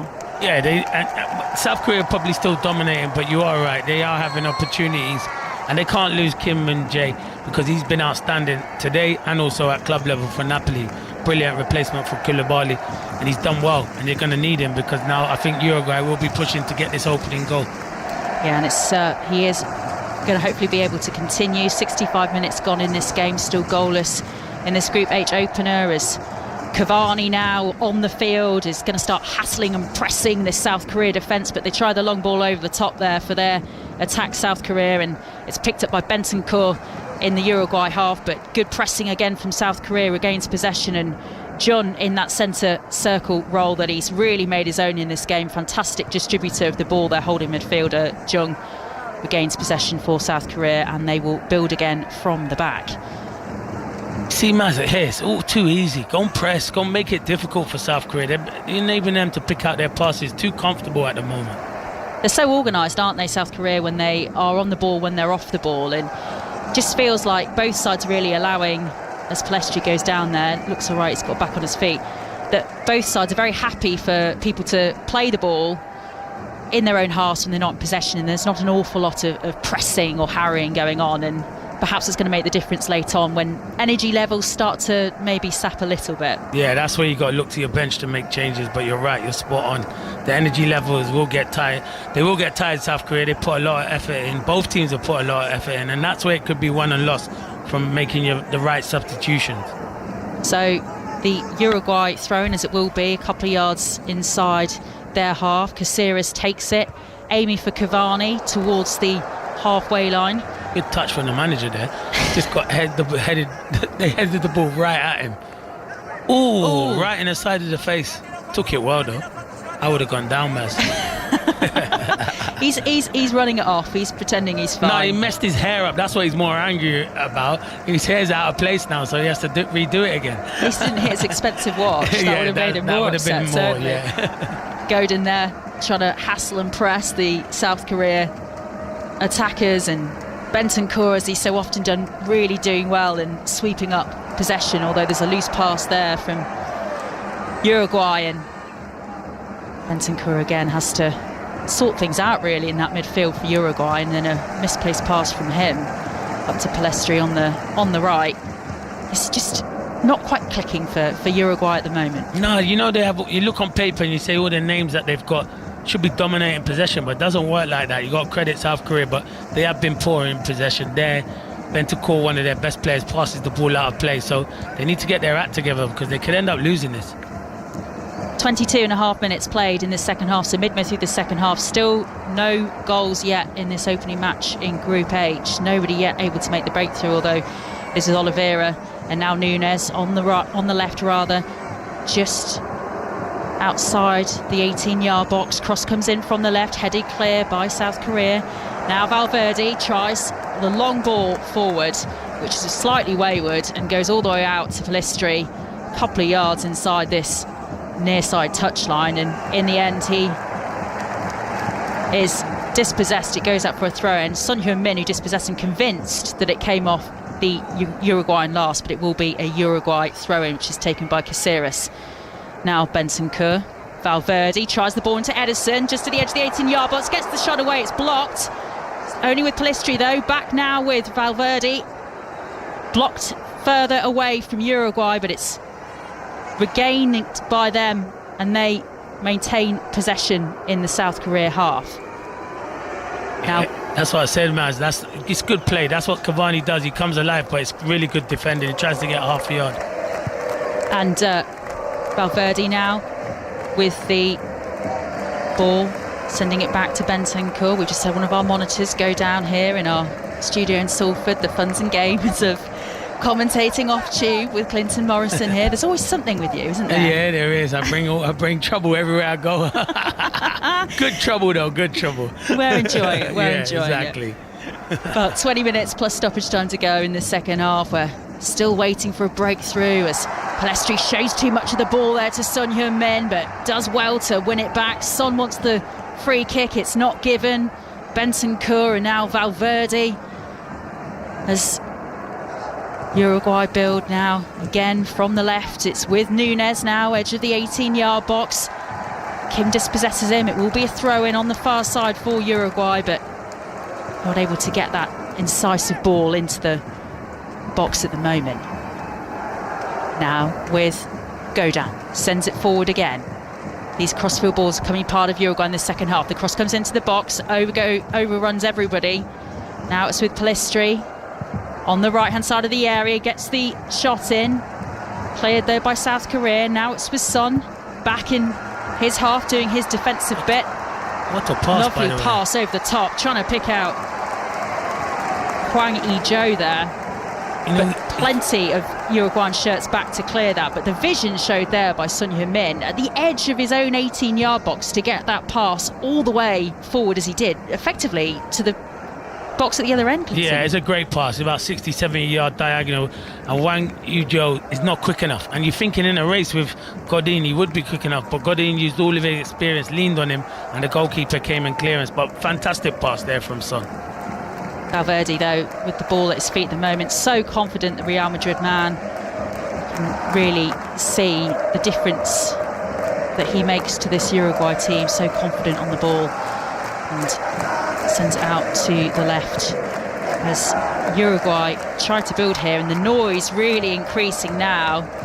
That is from the Uruguay fans who are behind the goal that they are defending in this second half. So they're shooting towards the South Korea fans, who are quite quiet at the moment, it has to be said. Uruguay doing their bit to silence the South Korea fans, and all the noise is coming from their end at the moment as Pellistri now has the ball on the right, sends the cross into the box. That was for Cavani, but it's hacked clear by South Korea, and Uruguay now really camped out in South Korea's box as the cross came in again. That is Bentancur, and it goes all the way through and to the feet of the South Korean goalkeeper Kim Seong-hun, who just makes a calm down gesture to everybody, puts his hands out, palms down, and just calm down to all of his South Korean teammates, because he can feel that this game is getting away from them in the last few minutes. It is. Uruguay having a spell, and that's what it's been like. It was like that in the first half. South Korea started well, then Uruguay had a spell, then South Korea finished the half well, and it's like that again in the second half. But when you have these opportunities, you have to be clinical, because you'll always have spells in the game, man. 72 minutes played, apologies Clinton, 72 minutes played. Still 0-0.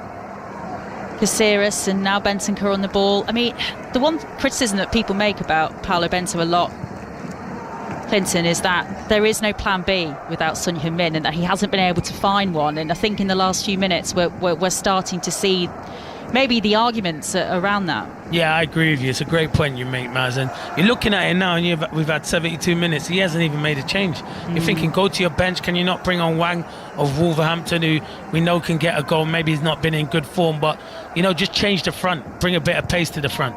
As Uruguay try the attack again, ball forward. That was for Darwin Núñez on the edge of the 18-yard box. He puts the thumb in the air because he must have heard us. There you go. They hear you again, Clinton. Another but it's change. Not who we wanted, but it's still somewhat. There's still two players. We've got a couple of subs coming on here for South Korea, and a couple of changes now going to be made. So we're going to be bringing on Cho Gu-song. Wang Yun-chu's going off one of the forwards, as Hwang Ijo, who missed that fantastic chance in the first half in the box, goes off, and the other player coming on is going to be Song Jin Ho. Just waiting to see who the other player going off will be. That's Na Sang Ho. So he's taking off two kind of attacking players and bringing on two other attacking players here, really trying to freshen things up. Yeah, and that's what I think, that's what you want to do. But as I said, they needed a change up there. I was thinking of Wang of Wolverhampton, but obviously he sees them in training. I think Wang is on. Is that Wang? No, they've made 3 substitutions, to be fair. They have Cho, Son and Lee that have come on. Yeah, so it's Hwang Ijo that's gone off, and Na Ho's gone off, and the 3 changes that come on are Song Jin Ho, Cho Gu-song and Lee Kang-in, who's a very interesting player and one that a lot of South Korea fans are really hopeful for the future. Paulo Bento, though, has been reluctant to use him, and he's on the ball at the moment. They're very excited about this young South Korean talent, South Korea fans, and he's trying to feed the ball there into the box. It's now with Son at the edge of the 18-yard box, a couple of yards outside the byline, tries the cross into the 6-yard area from the left. It's blocked, and it will go out of play now. Valverde with some good defensive work there, and South Korea with a good bit of promising play there, but Son did look like there on the replay that he was offside in the build-up. So if that cross had found its target in the middle, that goal probably wouldn't have counted. Yeah, and you were saying, was it Lee? He did look lively there with his left foot. He looked like that's what you want to see in the game. He's come on, he looked sharp, he wants to get involved and create problems. There's a good opportunity there, but you're right, man, Son would have been offside. Lee Kang-in, he's only 21. He plays his club football for Mallorca. He was discovered as Darwin Núñez there tries to get on the end of a long ball over the top. Direct effort that from Uruguay. He was discovered, depends where you read it. Some places say 6 years old, some places say 8 years old, but he was on a talent show, Clinton, when he was young and showing off his football tricks. And since then he's been targeted by South Korean football fans as one to watch. So he's certainly a young talent that they are excited about. But there's been a reluctance from Paulo Bento to pick him, but he's decided, I think, to gamble in this match now, and Lee Kang-in is one of the 3 substitutions that's come on in the second half for South Korea. Reminder, that Uruguay have made one already, Edison Cavani, and it looks like Diego Alonso is going to bring on another couple of subs in the next couple of minutes. Yeah, I think he has to. Maz, because I feel like the game's just petering out and you need to, bring on players to try and win. This is your first game. I always think it's important to win your first game, but don't lose it as well.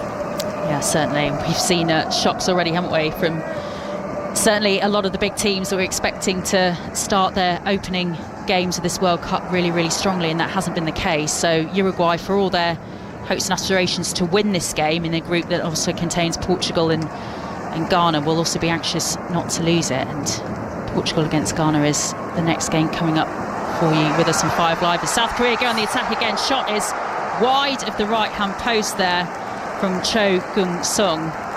And he looks disappointed there, like he should have got that on target, Clinton. Cho Gung-sung, this touch is brilliant. It's magnificent touch. He controls it, and it's a snapshot of his left foot. It's difficult. It's going to be some strike to beat the goalkeeper from there, but the subs have already made an impact on this game. Have indeed. And let's just run you through the other games you have to come here then on BBC Radio 5 Live and BBC Sounds today. Already, as we say, we've brought you Switzerland beating Cameroon 1-0. To come after us here at 4 o'clock UK time on BBC Radio 5 Live, Portugal against Ghana. Ian Dennis and Matt Upson with you for that one. That's the other opening game in this group. And then later to come, the last team in action, Brazil against Serbia at 7 UK time. Ali Briesbaugh and Chris Sutton, the roommates, the flatmates, your team for that one. Can you imagine them two living together? Bickering. It's your turn to make the tea. No, it's your turn.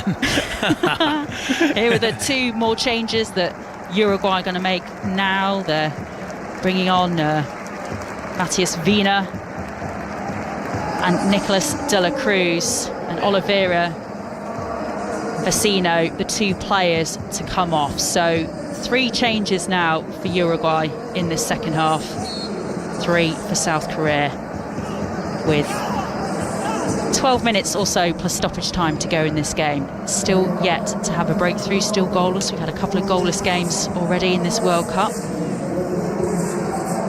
Is this going to be another one, as Godin now is on the ball for Uruguay? Caceres sends it all the way back to his keeper. Interesting to see now if these couple of changes. De La Cruz has been another good player for Uruguay, a good one of these younger players that's really made the difference, certainly in recent games, for Diego Alonso. So he is opting to mix things up now in this second half.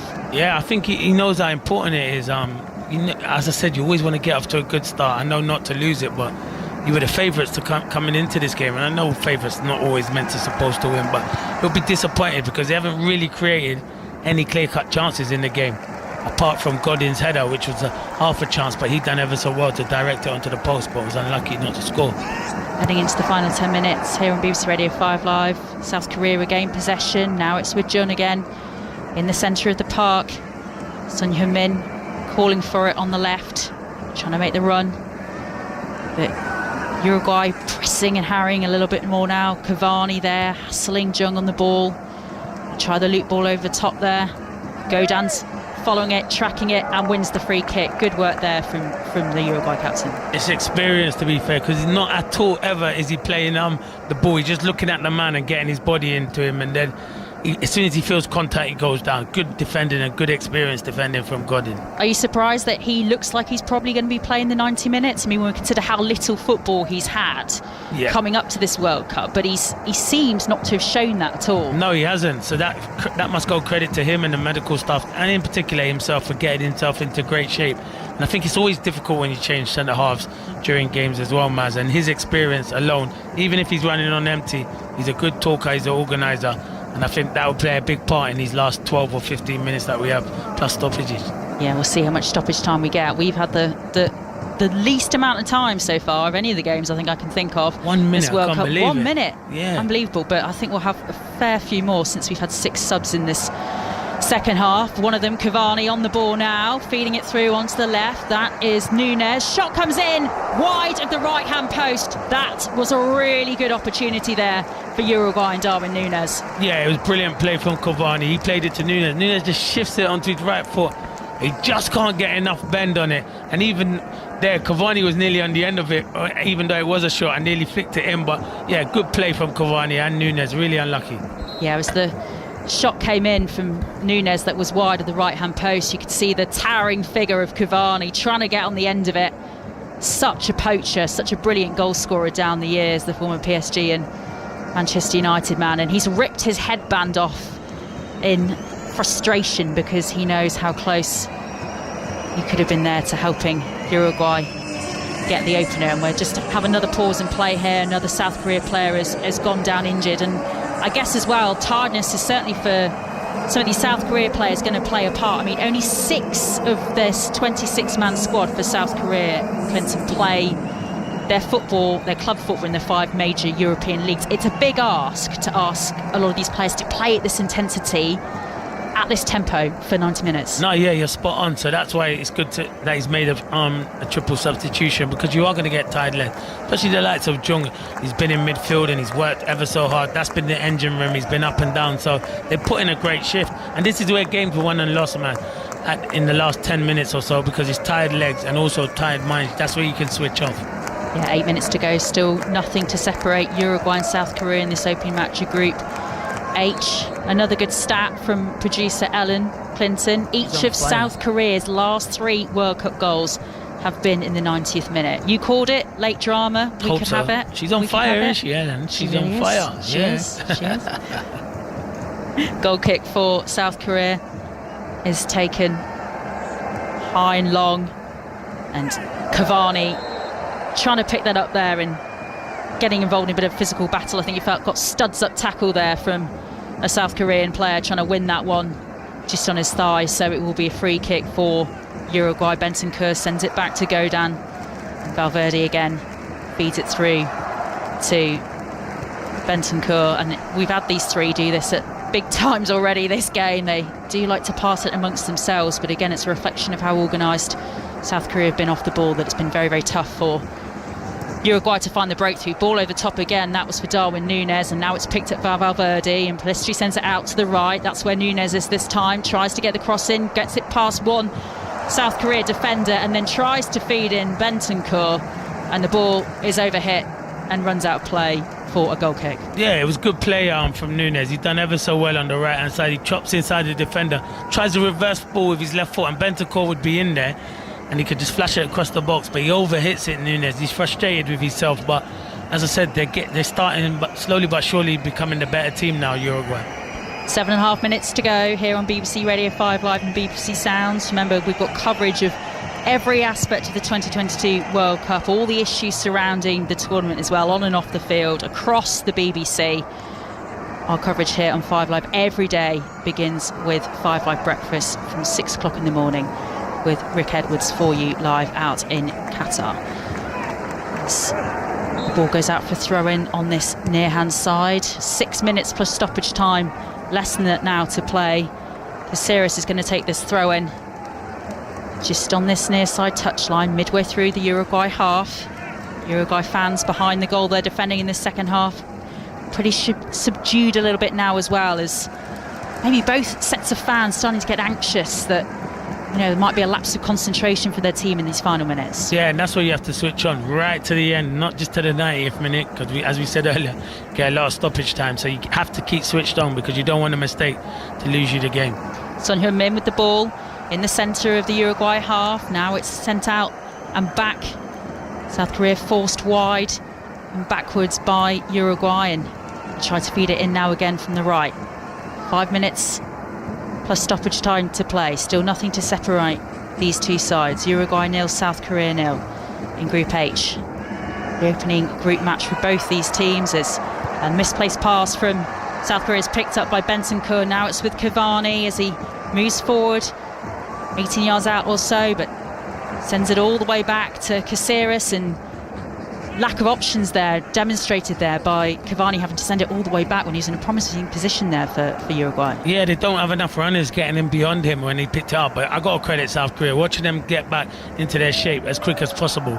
Brilliant. That's testament to their fitness as well, that they can manage to get back into their shape in the 85th minute. Yeah, the energy levels have been there all match for South Korea, and a loose ball there from Pellistri is picked up gratefully by South Korea, who tried to send now Quay on his way, and Caceres with some good tracking back is able to send it back to his goalkeeper and Godin. And now Valverde in the centre of the Uruguay half. Now switches it to the left. You can see how hard the players are working, certainly on the Uruguay shirts. Dark patches now of sweat that have been building through this second half. It's obviously cooler now at this time of day in Qatar, but still really hot conditions for these players, and just demonstrating how hard they're all working. Valverde, he's been excellent for Uruguay in this match, on the ball now. Now, one of the substitutes, Nicolas de la Cruz. Now, Caceres sends it out now to the right. That's Bentancur. Opts to send it back to de la Cruz in a more central position now for Uruguay in the South Korea half. Back with Bentancur on the right. Cross comes into the box. Cavani's reaching for it. Header. And then the subsequent ball is put out wide of the near hand post. Another good chance for Uruguay there, Clinton. Yeah, it's good build-up play. It's the first time they sustained pressure in the whole game, to be fair. And good play. Bentancur chops onto his left. Cavani's ahead of the ball, so he's always coming backwards. He can't generate the pace. Goes out for a goal kick, but good play from Uruguay. Yeah, that seems like one of the most fluid passages of play we've really had from Uruguay, perhaps all match, really, with, 2.5 minutes of the game to play, as Uruguay now make a fourth substitution. Palestri has come off. I'm just waiting to see who has come on here for Uruguay. Guillermo Varela in the last few minutes of this match. So Uruguay making 4 substitutions now. See if they can make the difference in the final minutes, as they are given a free kick as well. Jimenez gone down clutching his face, and that will be a yellow card for Cho. Yeah, it's a hard one. As a centre forward, you always want to put your arms up, but he's looking for Jimenez. He is looking for him, and he catches him in the throat. So I think the referee, it's the right decision. Can't raise your hands in the air like that. So a booking for Cho Gi-sung. Only been on the pitch a few minutes as one of South Korea's substitutes in this second half. Bentancur allowed plenty of time in the ball, trying to set Uruguay on their way, but Uruguay dispossessed, and now it's Cho on the ball in the Uruguay half. He goes down under a challenge. The referee isn't interested in giving away the free kick. Varela, now one of the subs, is on the ball for South Korea. Opts to switch play to the left, and the boos you can hear there are from the South Korea fans behind the goal they're defending in the second half and on the far side. They certainly think that Cho was brought down there, but the referees allow play to continue, and Valverde's now on the ball and tries the shot on, and it's a good save from the South Korea keeper there. That was a shot from somebody who is in real confidence at the moment in his club game. A good shot and a good save there from that strike from Valverde. Yeah, I thought it was a save, Maz, but I think seeing the replay, I think it hits the post. I don't think the goalkeeper's getting it. I think, it just hits the outside of the post, and it goes to safety. But great shot from Valverde, but I think he's got a touch of cramp. I saw him a couple of minutes ago stretching, and as soon as he had that shot, he was down stretching his hamstring. So the heat out there, it does play a big part, because Valverde's covered probably every inch of grass this evening so far. Yeah, in the end, looking at the replays, Clinton's absolutely right. It does come off sort of almost the left-hand corner of the uprights. The keeper was going that direction and, almost made the move across, which is why I thought it was initially a save, as Son Heung-min now goes for a strike, and it's just wide of the right-hand post, again from a similar distance out as Valverde's strike, and that one from Son, not quite as close, but pretty close. Just the wrong hand side of the right hand post, Clinton. Yeah, Rocket, the goalkeeper, it's a terrible kick out. The ball comes to Son, shifts it to his left foot, and he drills it, and it just goes wide of the post. You've seen him many times score for Tottenham from that range, but I think Rocket would have had it covered. Yeah, it always looked like it was bending wide, like didn't it? Swazzing wide, didn't it, really? The keeper would have got there probably, but chances at either end now in the last couple of minutes of this match is where... Have a guess, Maz, how many added on time we've got? Go on, Clinton, tell me. 7. I knew the one was a one-off. We thought with that many subs that we would get 7, wouldn't exactly. We have had 7 subs in this second half. 4 for Uruguay, 3 for South Korea. So that's probably reflected in the 7 minutes. We had a couple of players down for treatment as well, as De La Cruz tries to feed in Cavani there. Now Nunes, De La Cruz and Cavani making the run to the edge of the area. Send it out wide. Now it's with De La Cruz. And South Korea able to clear it. again for the time being. Paolo Bento is living every moment, every kick of this game, isn't he, for the South Korea team in these what now 6 minutes of stoppage time we've got to play at the end of this match. As De La Cruz again on the ball, sends it back to Cavani in the D. South Korea clear though. Now they try and set up on the counter. Bentancur and plenty of players running back to try and regain possession, and Valverde with a brilliant challenge as South Korea look to be on the counter on the far side. He gets the ball out of the play and he celebrates that like a goal, Clinton. He does, Valverde. To be fair, he was travelling at some speed, and Valverde got back in and made a brilliant tackle. He's been like that all afternoon covering the ground, but he celebrates like a goal. That's how passionate and pumped up they are for this game and for the World Cup. Valverde has been absolutely brilliant for Uruguay this afternoon, as Clinton rightly says, and his chance a few minutes ago hitting the outside of the post, probably the closest that either side have got to a winner in the latter stage of this match. And the noise and cheers and sounds and songs you can hear now from those Uruguay fans, they sense their team of the two now could be the side that might find the winner now, as we're into the 3rd minute of stoppage time of 7 at the end of this Group H match. Uruguay on top, still goalless though between them and South Korea, but Valverde's got the South American fans pumped up for these final few minutes. He's been absolutely brilliant, hasn't he? No, he has. He leads by example. We talked about him before the game, how much of a big player he is, and you've seen it today. Even if they get a draw, I still think he's been good in that midfield. It is South Korea though now on the counter. Cho trying to get the ball into the box at a tight angle. It's cleared again though, as Son Heung-min was trying to make the run to get on the end of it.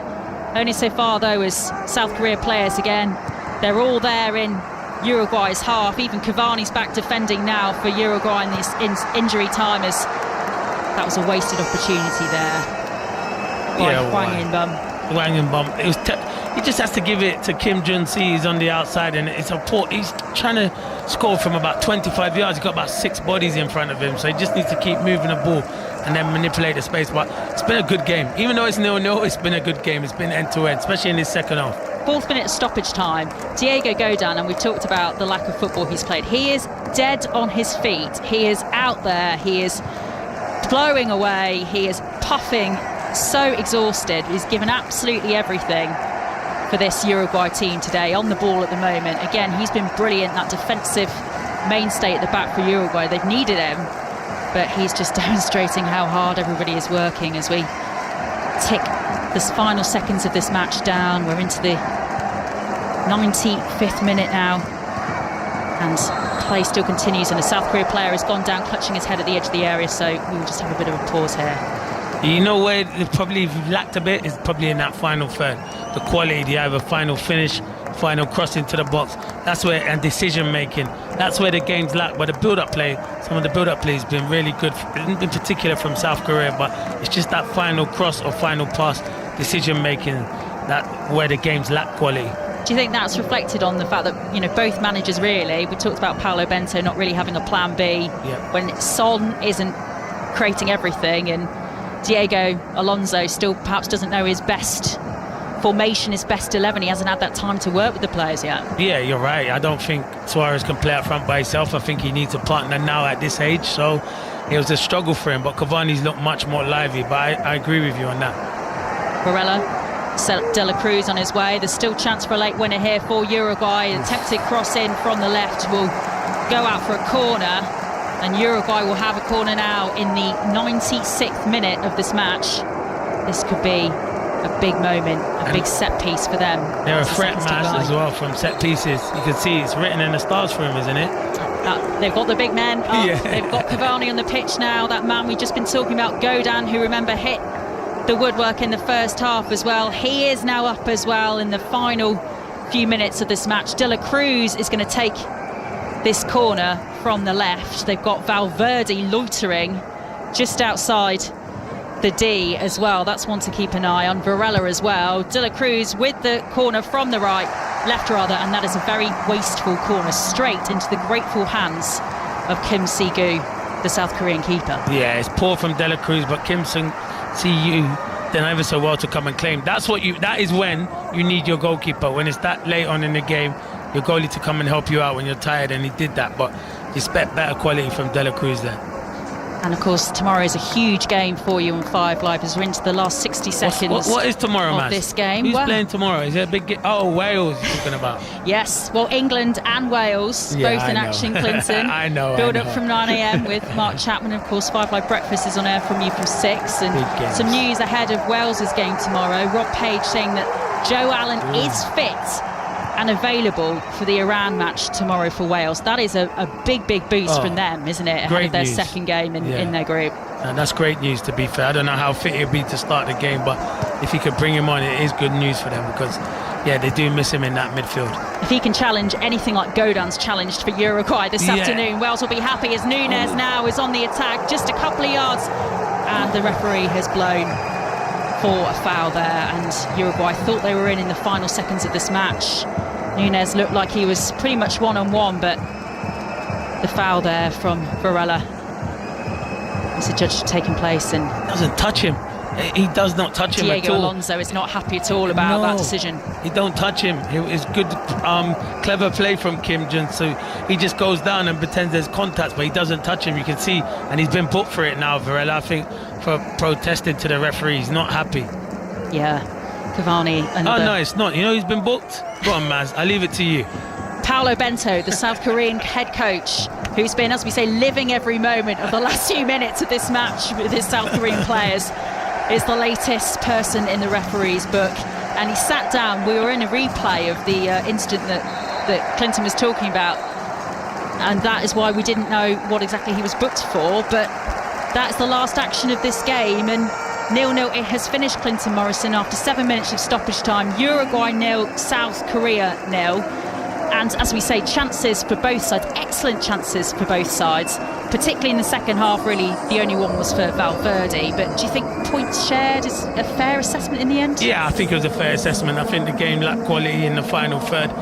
Loads of endeavour, but not lacked that really creative spark in the final third. Son he had an alright game, Son, but it's difficult. He's got 2 or 3 men around him, so that must mean there's other spaces for other people. But you can see when the final whistle, when every player was like out on their feet, they put a lot of work into it. But I think both teams will be happy with the draw. I think Uruguay would have been coming into it trying to get the 3 points, but I thought South Korea played really well. Yeah, Uruguay hitting the post twice, once in the first half with Godin, and that Valverde strike from out wide in the second half. Hwang Ee-jo, though, will be thinking a lot about the chance that he missed in the first half for South Korea as well. Neither side on the score sheet. The opening match in Group H has finished as a draw. Uruguay 0, South Korea 0, Kelly.